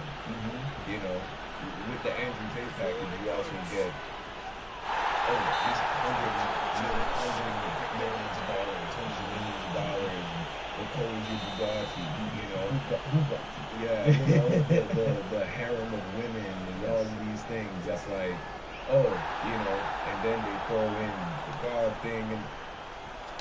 You got any final thoughts, man? Bringing the whole conversation home, do you think the church can do a better job at reaching and engaging young men? And the church meaning me, you, everybody, like the capital C church as well. Yeah, and that's really what it is. when we talk about the church, you know, we tend to think about we talk about ourselves, but we are the church, and we do need to do a better job at, you know, reaching out to young men, showing them the power of the wisdom of God, showing them the power of the Bible, leading by example, showing them that, you know, this is the best way, you know. And then that God's ways are really in your best interest. That God's ways are better, and that the best way to figure out, a lot of people have questions about my purpose, my season, what I do. If you can live your life God's ways, you will always be in God's way. So if you're trying to figure that out, what do I do in this relationship? Are you doing the relationship God's way? Or what am I going to do in the finances? Are you handling your finances God's way? Right? And so I think sometimes we want the supernatural, we want the supernatural. No. Are you living your life God's way in every area? And if you're doing that, then I think you're going to be all right.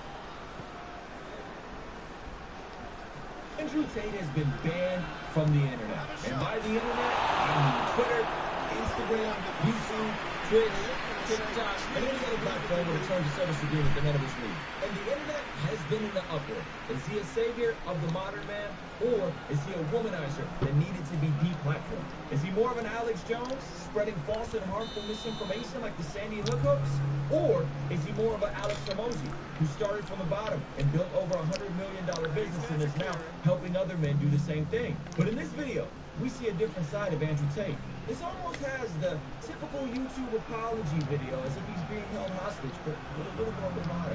Is this calm, sensitive, introspective Andrew Tate the real Andrew Tate, outside of the character that he personifies? Or is it stage 2 of his 3-step process to conquer the internet? In this video, we're going to be looking at a few key clips from his farewell video, pointing out some interesting things he said about God, and giving you my assessment on how he got into this mess. Now, if you're an Andrew Tate fan and I say something that offended you, remember what Tate said at the end of his farewell message. If you're a supporter of mine, please explain it. Bruce Law. This cancellation has caused a lot of questions in terms of censorship, in terms of what is an adequate reason for being banned, in terms of what is misinformation, meaning Zach pontificated on the Bless God Studios channel about his allegiance to some characters like Alex Jones and conspiracy theories for Columbus. What terms of use does Andrew Tate actually break? And the answers to some of this is kind of shocking. And so, from day one, I told you guys that I think Andrew is kind of playing a character. I think he's actually changed a lot in the past couple years. But I think what we're seeing in these clips is him playing a hyped-up version of who he really is. And he kind of confirms this in this farewell address, if you will. So I'm going to be reacting to some of it. Some key parts that really stood out to me. And if God is potentially calling Andrew Tate to something else, it's very interesting. So let's just jump in. This is 6:24 into the conversation. I'm going to play you guys. I think I got about 6 clips here. Hopefully we can get through it with the Roadcaster Pro not chopping off on me this time. We'll see how it goes. Last time the audio cut out midstream. So let's jump right into the first part that stood out to me. Check out what he says here.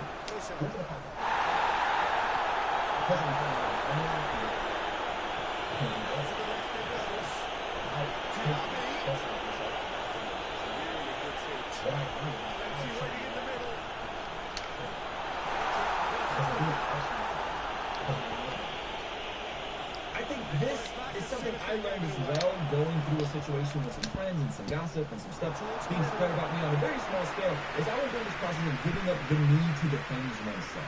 And it sounds like that was kind of his mentality, but the issue is when you give up the need to defend yourself, correct what other people are saying, other people can take whatever information, run with it however they want to, and create a narrative that isn't necessarily accurate. And that's kind of what Andrew Tate is getting here. But what he says next is really interesting. Listen. Timing of substitutions, if needed, he's quick to make changes. I just think he has more than a plan B. And as long as I knew to that, I wasn't interested. I know what's going on. So he says he's a religious man, says he goes to church, he says that he gives a lot of money to the church. He's one of the few influencers that has came out very hard from being a quote-unquote atheist to all of a sudden being an Orthodox Christian. He says he goes to church at least once a week, usually twice a week. his money situation. It's really interesting hearing him talk about faith, especially when juxtaposed with some of his pro-Islam views. With regards to his heart for men's mental health.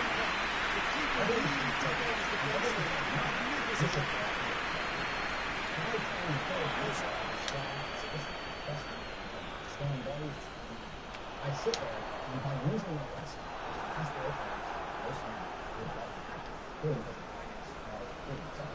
I am curious. So that is how he perceives what he is doing. That versions of themselves, some of the packaging is real, and he owns that. However, I find it interesting that he says he uses his aspirational lifestyle. Now, this is a question I genuinely have for men. Do you need a man to show you their aspirational lifestyle in order to see him as someone who you can glean wisdom from? Genuine question. Because I see this entire process of flexing cars, Bugattis, his travel, his women, all that kind of stuff. And I go, are men, especially young men, are we that shallow where we need to see Bugattis, designer clothes, so on and so forth, as a means to want to follow someone? I don't know. I want to hear from the men. Is that really what gravitates you? Or is this only young men? Is this only specific types of men that do this? Because he's like, where are the other male role models are at? And I would say, there's a lot. There's a lot on the internet. They just don't flex with their designer clothes and designer cars and all that kind of stuff. So, you know, it's an interesting question. Like, is that what we're after? And is that all that's necessary for someone to capture your attention? We all remember Ty Lopez with the I got my cars in the background and his knowledge and his books, and that was his campaign, Dan Brazilian, Andrew Tate. Like, are men, genuinely asking, are men this shallow to want to follow somebody? Or will we follow other men who've been married for a long time, who have healthy, stable families, who are financially independent? Maybe they're not making $5 million a month, but they're financially independent. Genuine question I would like to hear from the men on this specific topic. So that whole aspirational bit was really interesting. Let's go a little bit further into the conversation. This is about 28 minutes long. I now Peter, his body shape was a giveaway before he made the pass, and its obviousness was appreciated. I don't have to put on a new way for sentences to be constructed. But if that's what it takes, that's what it takes. The great influence, absolutely not. Forward it goes. I'm ready myself to the fact that he can manage to regardless of so he takes ownership of this. He takes responsibility of this. This is surprising. Again, I think we often view people as static. I think we view people as one type of person their entire life, right? And so I think Andrew Tate could be changing and evolving. However, he also is sober enough to say, man, I could have done better. I could have prevented some of this stuff. I allowed people to run with a narrative that wasn't accurate. I was doing things that didn't appear the wisest. I take responsibility. He doesn't end up going and blaming the social media platforms. He doesn't go and blame YouTube. He doesn't blame anybody. They kicked them off this platform. And by the way, these the service abuse and all that kind of stuff are kind of all over the place. So it's really interesting to hear him say, yeah, listen, it is what it is. I take responsibility for this, even though I wish it didn't happen. Right? I was kind of surprised by this coming from him. Let's play a couple more clips here.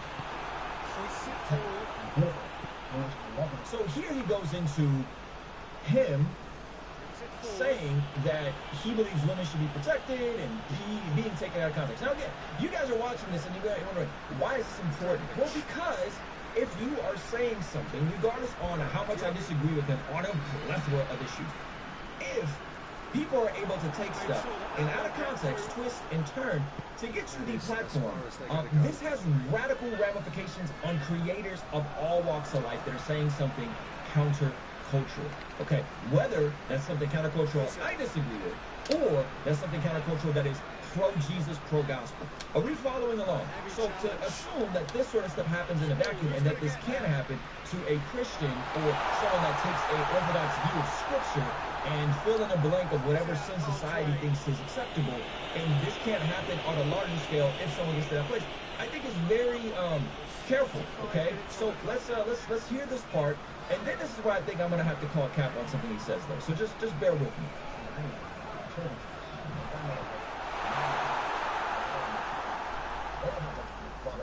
I stood there and looked at the 90-year-old banner, and there was a whole room full of maybe 70 people that came for that one woman. Isn't that remarkable?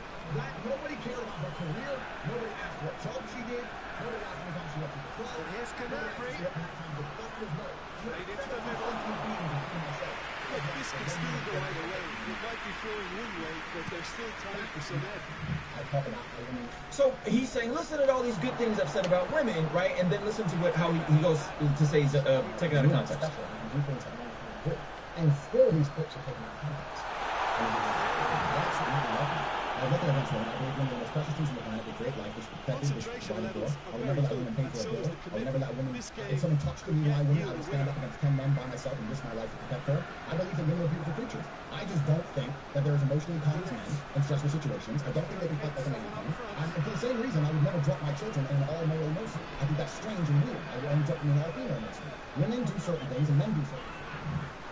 Psychologists have discovered that procrastination isn't caused by laziness or lack of motivation, but instead it's your That's strange and weird. I would only drop them in an all-female nursery. Women do certain things and men do certain things. Now, I believe in what I say.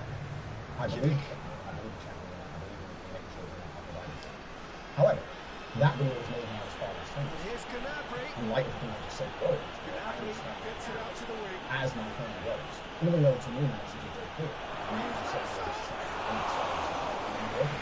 That's not a controversial message, right? So he's saying, hey, I got a clean way of using the message. Well, watch what he goes on to, watch how he says this is framed, and then I'm going to say why I think this is going to be. I think that his views are not very controversial at all. I think saying that men cheating is different and men should look past, women should look past when men cheat. I don't think that's in the best taste there, Andrew Tate, considering you're claiming to be a Christian. But listen to how he says this was taken out of context.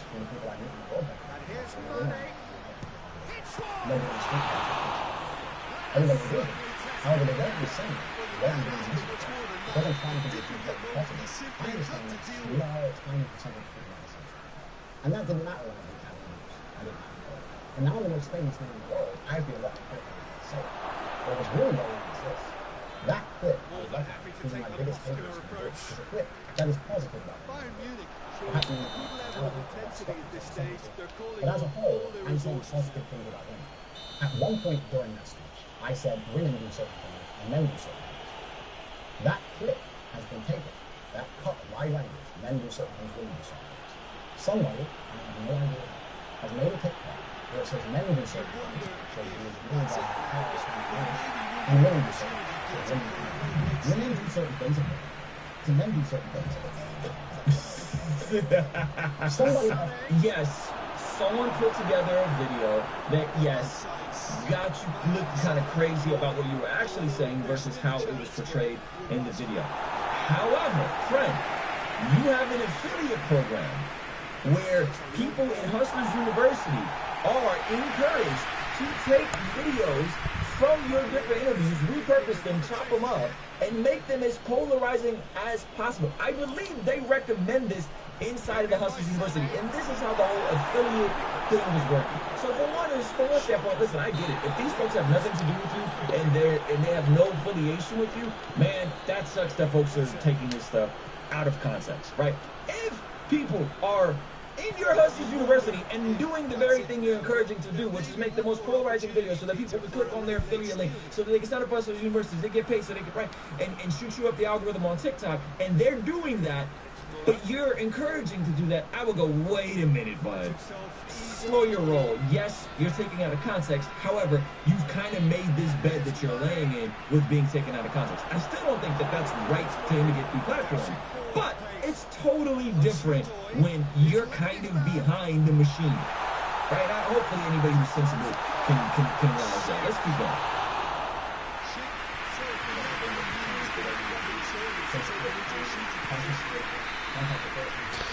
Their keepers had enough. I just want to be clear. I don't like them. I don't like them. On Instagram, absolutely no. Now this is interesting. He breaks down that he actually didn't break any rules on Instagram. This is according to him. My captions were just poetry that I wrote. My pictures were just lifestyle. Car, house, boat. I never broke any rules on Instagram. I never had any strikes. I never done anything wrong on Instagram. The only rule infringements on Instagram were my comment section, where hate mobs inspired by these videos that we're discussing, these videos which were deliberately taken out of context and deliberately fictional. Hate mobs were inspired at the end of each video to go to my Instagram and insult me. So the only infringements you would find on Instagram was in my comment section. There were thousands of people who were sent by random YouTubers who don't like me, would come, threaten to kill me, mock my dead father. So that's kind of wild. If he broke nothing, no rules on Instagram, I know most of us are pro Tate or Andrew Tate, whatever. Listen, if he did nothing to break any use of policy and they still got him out of here on Instagram, guys, that could set some dangerous precedent. Not just for Andrew Tate or people from the Red Pill or conspiracy theories, for anybody that's saying anything that they don't view as appropriate. That's a reasonable concern, right? So if I go on Instagram and I say, I believe marriage was designed for one man, one woman, and people go, ah, that's hate speech. Okay. And I could just get kicked off the platform just because. That's what I'm saying, right? So I think this is where I'm like, whoa, that's kind of wild if that's what happened to him. Now he goes into the allegations and some of that stuff. I'll play you guys this here, and then we got one last clip. The future for me, now that I will be a lot more careful and a lot more selective in social media I'm producing, if any at all, is I'm going to be starting a foundation, the Tate Foundation, which is going to be dedicated towards charitable acts of both genders. I have been very, very private about certain elements of my personal life, as has my brother. However, my brother has a daughter. She's beautiful. She's my niece. I didn't have to. So he reveals that his brother has a daughter. I guess people didn't know that. And of course he's saying, hey, we're going to give money to charities now, blah, blah, blah, blah, blah. Why would I possibly want that? I want her to find a strong man who can protect her, who can provide for her, who can make sure she's safe. But I don't want anything bad to happen. My own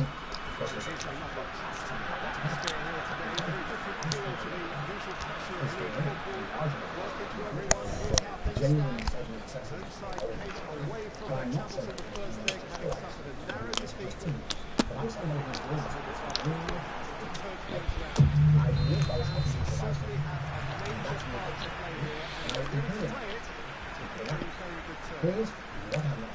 So he's starting these foundations.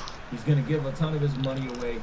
Philanthropy, all these things are good. And he says he was doing this stuff before. There's a video of him and his brother talking about building orphanages, about them helping orphans from Ukraine come over to America. So, you know, it's not like these guys haven't done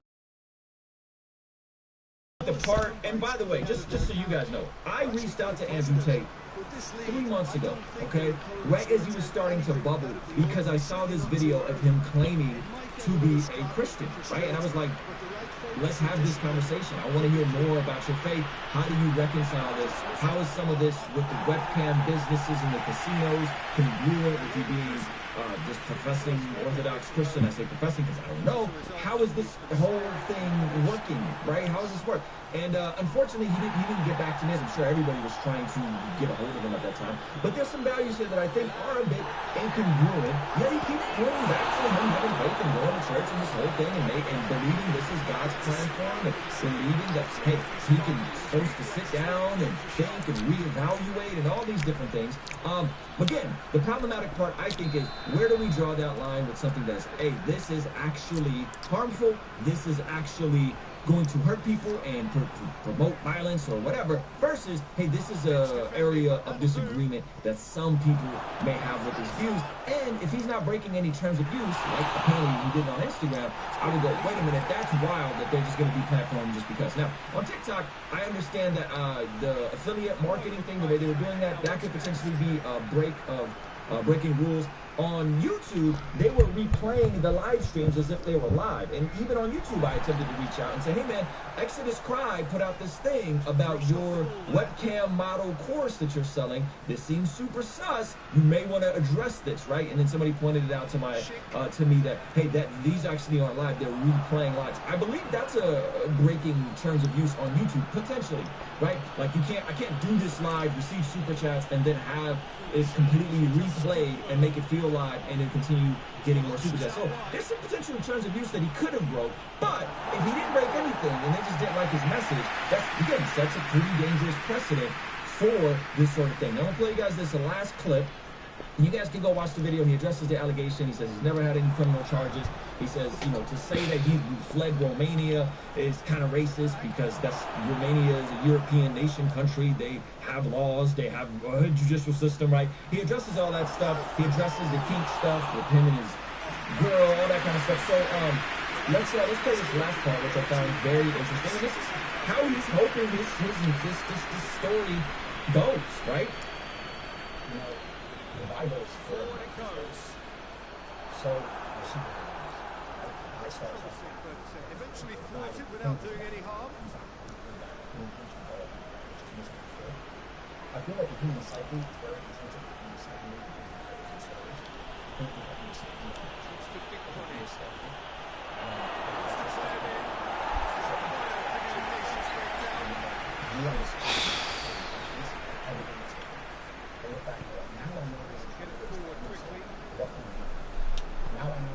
Hoists it forward. He's left his man. I truly believe a really good feat from him. He's got options in the box if he gets his head up. It's a professional until it goes his way.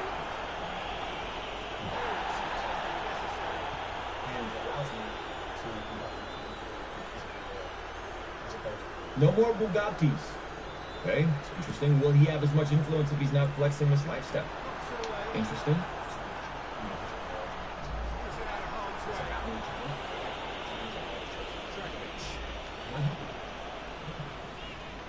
He's happy with it.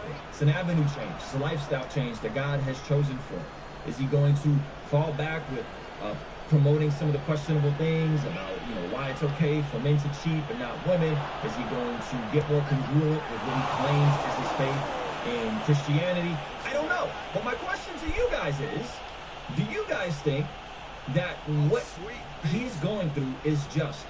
Not, do you agree with his message? I don't agree with a lot of his message. Do you think it is fair? One. Question number two, do you think that you can impact men at scale without the goofy aspirational lifestyle that we see everywhere? It's not just Andrew Tate, it's everywhere. It's in rap music, it's in pop music, it's in social media, it's in blogs. Everyone is flexing, and is that really what's required to reach men? Genuine question for the men, okay? That's what I want to hear from you guys in the comment section. If you guys want to hear my original question, if you guys want to see my original video about Andrew Tate claiming to be a Christian, you guys can check that out here. And is he a net positive for society? Is he a net negative? Is he a good influence for men? Is he a bad influence? Thank you guys so much for watching this. I'll see you over there, all right? Peace. What's been personified in media has impacted Christians. You know, marriage doesn't benefit people, blah, blah, blah, blah. That's typical. But what he says next is actually really interesting. And you're talking about just financial. No. It's actually way more than financial. This is common sense. But I got to show a study for you guys to acknowledge that this is the empirical evidence of the way God actually designed it. Jerusalem. That's literally reminds me of every single friend my mom and dad had. Indecision escaping.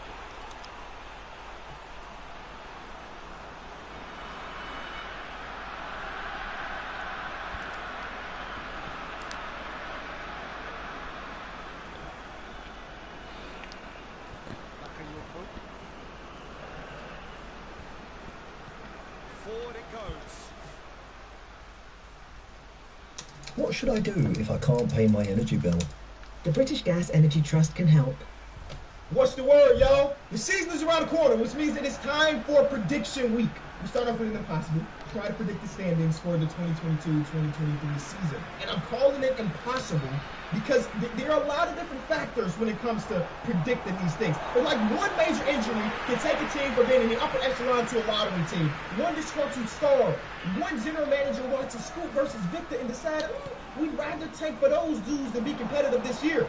And let's be real, I'm looking at 5 different teams that I think can be one seed this season. I am not exaggerating. I'm looking at 5 different teams that can legit be the 1-2 seed. But in reality, one of them is going to be like the 6th seed. And one of them might not even make the playoffs at all. Predictions are hard. For example, the Portland Trail Blazers last season, I felt very confident that at the bare minimum they'd be a playoff team. But then Dame got injured and they was like, you know what, let's go tank because if Dame is not here, what are we playing for? They traded CJ McCollum. That's all you need to know. Nobody predicted that. And I'm not very good at this. Objectively, I'm not very good at this. Prize Picks is back, man. They were the presenting sponsor of the channel last season, and this is a new year, which means new winnings. Prize Picks is daily fantasy that is just you versus the numbers. And if you hit the link in the description, use promo code Kenny. They're matching all deposits up to $100. So much going on right now. We got NBA preseason, NFL, MLB postseason. All you have to do is pick between 2 to 5 players. And after you do that, you just determine whether you want to go more or less than the projected numbers. I've got to mention that if you do a 5-player entry and one player doesn't do what you expect, or 2 people don't do what you expect, you can still walk out there with a payout. You can create an entry in less than 60 seconds. It is just that easy. So hit the link in the description, download Prize Picks, and use code Kenny. I feel like the Prize Picks are coming back for another year. Because I went back into my notes, and these were my predictions for last year's standings. I got a couple things right. I got the Suns finishing first. I think they were the 2 seed before this, so it's not very big of a deal. So we got the Suns finishing first. I thought the Lakers were going to be the 2 seed. As you know, they missed the playoffs completely. I'm just showing you this so we can do the same thing next season when we look at this video and just laugh at all of the missed predictions. I got the Grizzlies as a lot of play-in team again, and then they surprised the world and end up being a 2 seed. So, if I am too low on your team, it is okay, man. I know you got all the faith in the world in your favorite team because I do too. There's so many different great teams. And somebody's got to end up being low. Again, this is my last year's. And this is just some Goodrich sheets. It is extremely ugly. We can fix this. We did fix this is what I'm saying. Me and my team have been working for this. The Enjoy Basketball NBA Standings Predictions, ladies and gentlemen. It is enjoypredictions.com. All you gotta do is flip the spot and put the team in there. And then once you're done, you can share it. You can put it onto Twitter and we can start a dialogue. It is enjoypredictions.com. Shout out to my team. They can work. They can work. Of course, East and West here. This is hard, by the way. Like legit. I haven't actually done it. So we're doing this all together. I think the easiest thing to do is to start in that low tier. The teams that we're confident are going to go out there and try to win games. I think the 15th seed this season is going to be the San Antonio Spurs. I think the 14th seed this season is going to be the Utah Jazz. I think the 13th seed this season is probably going to be OKC, especially with Chet being out. Josh Giddey was really good at preseason, and I know Shea is a stud, but I do believe they're looking at Victor and Scoot and be like, I think we can take one more time. I'm putting them there. I do think the Houston Rockets also are going to be there. And now we got these 11 teams in my mind are going to be the 11 teams competing for the final 8 spots in the playoffs. Who do I think is going to be the 1 seed this season? I think the Denver Nuggets can do it. But do I want to put them there right now?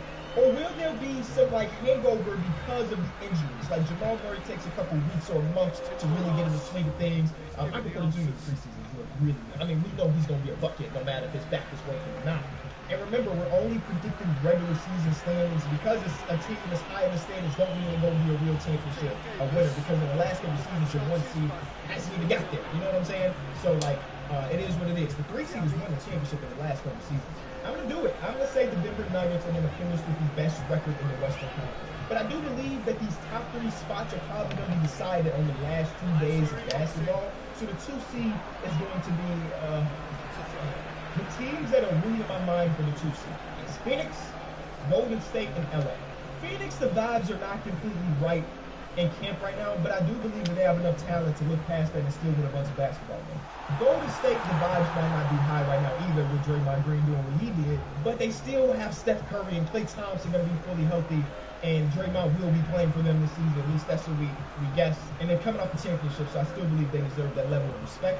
And the Clippers, They have the best depth in basketball, but we still question whether or not Kawhi is going to play 50 games or he's going to play, I don't know, somewhere between 25 and 50. I don't know. I'm going to give the respect to the Golden State Warriors and have them be the 2 seed this season. Because though the Golden State Warriors are great, I don't feel like they're a team that's going to care too much about having the 1 seed because they just won a championship as the 3 seed. Like, it didn't matter too much in the grand scheme of their season. And I don't want them to chill on Steph Curry in the regular season. Coach Thomas is probably going to get some games we 6 out just based off him missing a bunch of time in the last couple of years. But you know what? I think Minnesota is completely built to be amazing in the regular season. One thing that has been true with Rudy Gobert is he's been a regular season defensive monster. And if your team Lads. because Anthony Edwards and Carlton Towns are there, they're gonna win a bunch of games in the regular season. I'm actually gonna go Minnesota based off that alone. That might be super high for a lot of people, I understand, but I'm thinking about the regular season exclusively. Then I'm gonna go LA Phoenix. Do I feel good about that? Do I feel? I mean, no, I don't. There's nothing in this video that I feel confident with except for Utah and San Antonio, 14 and 15. Everything else is up in the air. But now I'm looking at the teams that are remaining, and it's like 2 of either Memphis, Dallas, or New Orleans is gonna be in the play-in. That feels wrong. But the teams above them, I feel a little bit more confident in when it comes to the regular season. Like, Memphis did everything in their power to gain our respect, and here I am disrespecting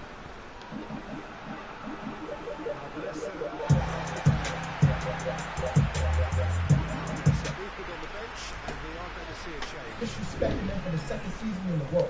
But Jaren Jackson Jr. is going to miss at least some time this season. And they did lose a little bit of depth with Kyle Anderson leaving and then trading Anthony Melton away. I'm sure one of those rookies are going to step up just like the way they do. And we're probably going to see a Zaire Williams jump. But, like, they're one of those teams that I can see end up being a top 3 seed or being in the play-in. There are a lot of teams in that range. Like, Minnesota is in that range for me. But I can see them being top 3. I got them top 3 right now in the regular season. But I can also see it taking a year to actually gel. So I'll drop them. Should I drop them again? It's not going to be a lot of gelling for the Phoenix. They do have the DeAndre Ayton Cloud over there. And they do have the Jay Crowder. What the heck is you getting for Jay Crowder? But I do believe that Rudy Gobert, don't matter what his teammates are, he's going to be able to carry you to a top 10 defense. And this is the first time where he's got multiple, like, elite level offensive threats around him with Ant-Man and Quantum Towns. Luka in itself might be a top 5 seed. You know what I'm saying? We lost Jalen Brunson. We brought in Christian Wood. Tim Hardaway Jr. back from this injury. Oh man, this is extreme. I knew it was gonna be hard. That's why I said this is impossible. But like, now that I'm here and actually doing it, it's even harder than I imagined. Controversy. What is this 11 team? I'm looking at these 3 in the middle. Allow it, man. Allow and I it. know you're probably gonna be like, Kenny, it has to be Sacramento, right? I'm high on Sacramento. I'm gonna put Sacramento on the team. We gotta get bold, ladies and gentlemen. I think the Sacramento Kings are a playing team. But now we're looking at LA or Portland for being on the outside. I think a lot of people have forgotten Damian Lillard. Damian Lillard has been, like how we say, Rudy Gobert has been a top 10 defense by himself. Damian Lillard, when healthy, has been a top 10 offense by himself, like for the last, 8 seasons it feels like. But they also have some of the worst depth in basketball. Their starting 5 is solid. I like their starting 5.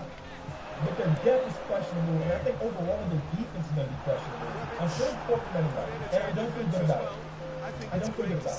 This right here might be the thing that bites me the most because Dame is such a monster. That I can see him just steering his team to like one of the top 10 spots. But like again, somebody has to end up there. I'm saying I guess I'm putting the Lakers here, and then now we're figuring out this.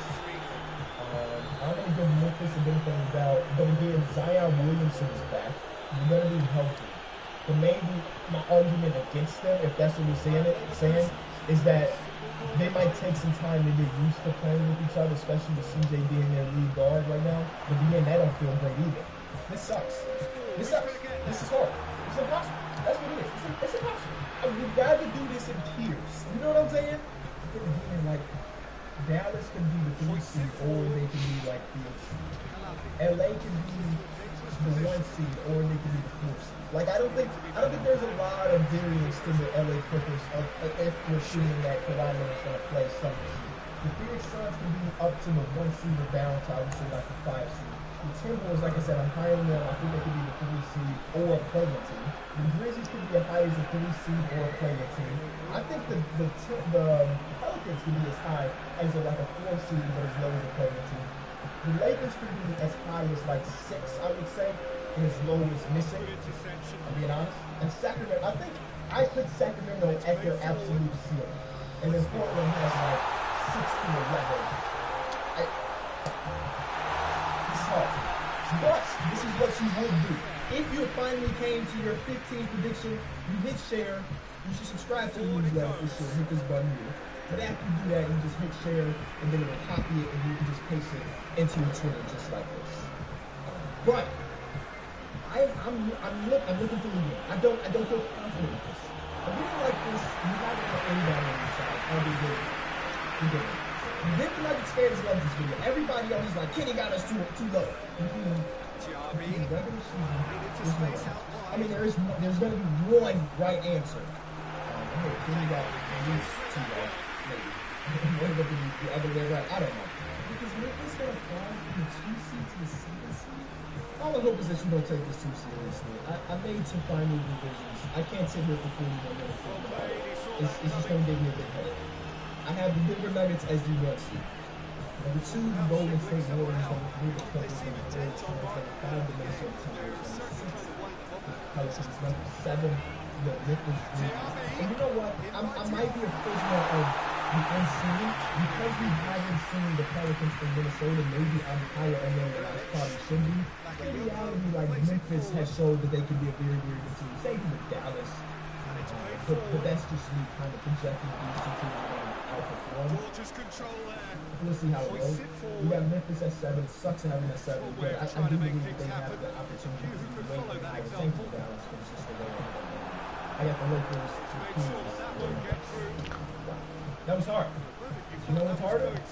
Easter Conference. So I'll see y'all in a few days with the Easter Conference, bro. This is not gonna go good. If you enjoyed it, leave it a like. Hey, actually, if I got your team too low, talk me into it. Help me change my predictions for the upcoming season. And don't just say, oh, we got this and that. Compare it to a team that I had higher.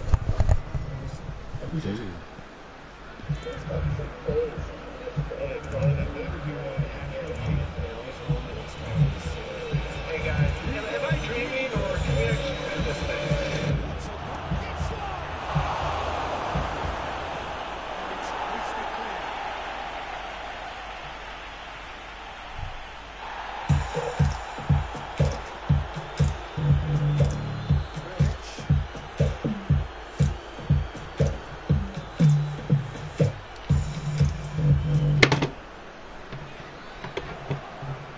What's the word, y'all? Check it. So Bleacher Report put together an article of top 10 players that can break out this season. You know, bad people talking. I am people. Because I created my own personal top 10 list. It'll be interesting, but a lot of people were upset about it. I need people to realize, not for Zach Buckley's case or Bleacher Report case, but for the sake of this video, breakout can mean so many different things. Like, for example, there's some people on my list that were literally not in the rotation for their team, and my breakout for them is, hey, they're going to be a quality role player. And then there's some people that I think are going to break out to all-star caliber. So, you know what I'm saying? This is just my own personal list. You're going to have your own group of people, and that's okay. So let's be real. We can watch as much film as we can, much film as we want. It's almost impossible to correctly pick breakout players because we're not working with them in the offseason. We can watch every Rico Hines run video imaginable and still not predict what players are going to break out. These are just the people that I watched last season that I think can take a next step. Today's video is brought to you by GLD. GLD was founded on the idea that everyone should be able to afford high-quality jewelry pieces that deliver confidence and help them in. So they're going to get up a lot of shots. They're going to get up a lot of counting stats. Okay? If you want to rock something supporting your favorite team, you can do that. If you want to rock something supporting your favorite superhero, you can do that with GLD. To complete your look and get 33% off your GLD order, you got to hit that link in the description. It's gld.shopgld.com/Kenny. Thank you to GLD for sponsoring this video. First, let's take a look at Zach Buckley /Bleacher Report's list. the top three makes sense. Jalen Green, Tyrese Halliburton, and Kay Cunningham are first options on lottery teams, so they're going to get up a lot of shots. They're going to get up a lot of counting stats, so breaking out for them makes sense. Laurie Marketing is an interesting one. If there's any time to break out Laurie, it's now, because there's nobody ahead of you right now. Colin Sexton's probably ahead of you, but not a lot of people ahead of you. He's also going into year number 6. So it feels weird to say breakout for year number 6, but we do have late bloomers in NBA history, so I guess it's possible. Michael Porter Jr. feels weird because he's already under a max contract. You know what I'm saying? Like, he was given a max like a season and a half ago. So his breakout might have already happened, but I can really say, hey, he's coming off those back injuries. Boom. I don't like the trending topics. I'm watching Thursday Night Football as I'm recording this video, and Tua just got injured. Prayers up for him for sure. Anthony Simons makes a ton of sense. When Dame was out last season and they traded CJ, he was an absolute stud. Devin Vassell is a very different person. I think a lot of people are assuming that Keldon Johnson is going to be the guy to break out, and both of them can to break out, but I really do believe in Devin Vassell a little bit more than Keldon. Not saying that Keldon is a scrub, because again, a lot of people take things out of context. Jalen Smith 1,000% would be on my list. Yeah. James Wiseman, Alexa. Yeah. Yeah, okay, cool.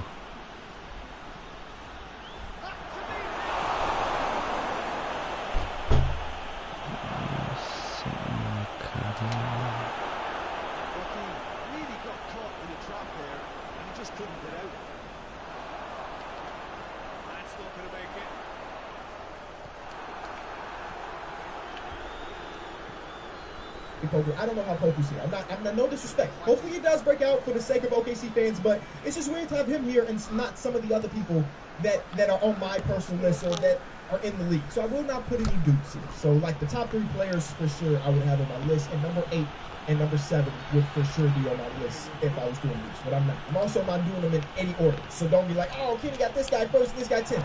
There's no order whatsoever. So let's start off with a guy that it's a bit iffy to pick him as a breakout player, because what this team did this offseason, I don't want to say buried him, but added a lot of people around his position that might cut into his potential playing time. Is Davion Mitchell off night, second half of the season / when De'Aaron Fox went out with his injuries or whatever. He had a lot of games where he looked really good. Obviously the defense is there, but they also brought in Malik Monk, they brought in Kevin Huerter, and obviously De'Aaron Fox is their best player, their star caliber player. So Davion is not going to have a lot of opportunity to be a starter or to really showcase all the things that he can. But like, maybe I'm a year ahead of the breakout, but I do believe that he showed us a lot at the end of last season for me to feel confident enough to say he's going to have a better year than last. But breakout, I might be stretching, considering everybody else is playing this position. My next guy is RJ Barrett. Whenever Bleacher Report, The Athletic, ESPN put together these articles, top players into this age, RJ Barrett doesn't even get an honorable mention. Breakout players, RJ Barrett never gets an honorable mention. And I understand there's a portion of NBA fans that are turned off by RJ because he isn't efficient. His efficiency numbers are bad. And I'm a guy that was on that island for a pretty decent amount of time, but I have completely changed space, y'all. I do believe that RJ hasn't been given the right tools to be the player that he can be, and I think this offseason for the New York Knicks might be the one to put his step in the right direction. Let's be real, RJ Barrett's not a shooter. He had the 1 year where he shot near 40% or around 40%, and then we got to the playoffs, and the Atlanta Hawks decided to leave that man open, like make him drive. And that's one thing he's amazing at. There's not a lot of people in the NBA that are better at getting to the rim than RJ Barrett. But the real progression in RJ Barrett's career is what he does once he gets to the rim. What should I do if I can't pay my energy bill? The British Gas Energy Trust can help. With independent... But the real progression in RJ Barrett's career is what he does once he gets to the rim. Because he will get all the defenders there. And instead of looking at option 2 or option 3, hitting that corner and swinging that, he's automatically going up. He's automatically going up. And I think that the progression for him is to be able to play make at a higher level, to hit those guys. And I think what opens the game up so much more for RJ is what they decide to close their lineups with. If we get a Julius Randle, Obi Toppin lineup, and I think Tom Thibodeau already said that he doesn't love that, just like today he said that. If he can get that type of spacing, because Obi Toppin can shoot the shot, and Julius Randle, who knows what we're going to get from Julius Randle, RJ Barrett game can blossom to a whole new level. So RJ's got to get better at his playmaking once he gets to the basket, and actually finishing when he's there. Next guy on my list is a guy that I think 90% of NBA fans, NBA Twitter's in love with, is Alperen Sengun. Still don't know if I'm pronouncing your name right. But I'm not going to take Eurobasket as the place to like evaluate overall talent. because like Laurie Marketing went to Eurobasket, then everybody goes to your Dennis Schroeder was a superstar. You go, it's a whole different game. It's basketball, but the rules are different, and everybody knows that. So I'm not looking at the way Sengun played in Eurobasket like, oh, you gonna translate that? But boy, did he look good. I'm just saying, he is one of the more smart bigs in basketball, and he's going into year number 2.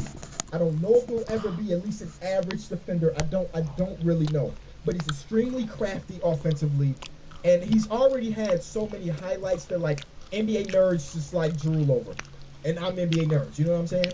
And with him not having to deal with having Christian Wood on the roster anymore, they just traded Marquise Chris like 3 minutes ago. I guess Derek Favors is there now. It's not a lot of depth at the overall center position to take minutes away from him. So it should be more than getting 20 minutes per game, which is basically what he got last year. I'm just imagining Tari Eason cut down a lane and a behind the neck pass from Al Benson. Boom, baby, I'm here for it. This next dude got a total of 600 minutes last season. And I recently did a deep dive and watched nearly all 600 of those minutes. And I might be a year or 2 early on this breakout, but it's Delano Banton. Now, if you follow me on Twitter, I recently tweeted about him a couple different times because I'm enamored by his game. It's the Toronto Raptors way. If he's 6'7" or above, get him onto the roster and we gonna make things work. And I'm still trying to figure out if I want to make a video about him, so I won't talk about it too much. But I do really like a lot of the things that I saw. He's fearless, and when he gets to the open court, there's not a lot of people that can stop him. So I think Banton is going to work his way into the actual rotation. Obviously, there's so many talented players over there. He's not about to be over Scotty or Pascal or Fred or Gary Trent Jr. Like, he's going to be like 10th man in the rotation type things. But I think you're going to see a lot more Banton this season, and I think a lot more people are going to open their eyes to him being a really solid player in the future. My next guy is Evan Mobley. I might as well put Evan Mobley and Scotty Barnes together because let's be real, both of those guys are studs. But the reason I put Evan Mobley first is not dealing with his on-court, like, counting stats, traditional stats. I'm not thinking about those because I don't think those are going to be insane. But when I say breakout, I think he's going to break out to be one of the most important and best defensive players in all of basketball. I mean, he already got all defensive votes last year as a rookie, and I think he's going to get more adjusted to the game this year. Is going to have an amazing defensive season, and I guess the offensive game is going to look easier now because he's got more options around him. So, yeah, give me Evo and Scotty for all the reasons I've talked about in previous videos. This next guy put on some extra muscle. I saw on Media Day, and when he played in Summer League, again, it's the same thing I said about Eurobasket. Summer League is a whole different monster. You can look great in Summer League and not do anything in your NBA career. Trey Murphy, when Trey Murphy was drafted, he was looked at to be this 3-point specialist, and he showed some of that. And then we got to Summer League, and his 3-point shot wasn't falling, but he was doing so much more. Now, I'm not anticipating him to come into the season on a team that's already has so many shot creators, be like, hey, give Trey Murphy an isolation possession, but that 3-point shot will still be there probably. He can play the Cam Johnson role for the New Orleans Pelicans easily. The next guy is a 40% 3-point shooting big who's young, and his team just made some decisions to open up that backup big position because he's not going to start. It's Zeke Naji. Zeke Naji has shot near 40% in his 2 NBA seasons. And after his rookie season, he ended up getting more minutes. I think he's going to get more minutes than last year. Now, I was just watching his career high game against the New York Knicks in the Garden. There's still a lot to be desired when it comes to him defensively. Like, he gets caught in no man's land a ton. He gets like 3-second violations every once in a while, something that you don't really see in the NBA anymore. But Zeke Naji as an offensive threat, his 3-point shooting with Jokic being there and then having a full, complete roster, I do believe that Zeke Naji can play a big role on that second unit for the Denver Nuggets, which is something they did not have last year. The second unit was not very good when Jokic wasn't on the court. Nobody was hooping. And now I think Zeke Naji can really help that. Next one, I flipped the coin, ladies and gentlemen. I flipped the coin on the Warriors' 2 young guys because they already did James Wiseman in the Bleacher Report one. Moses Moody and Jonathan Kuminga. And I feel more confident in Moses Moody's game, but I think the way that the Warriors play Jonathan Kuminga might become more important.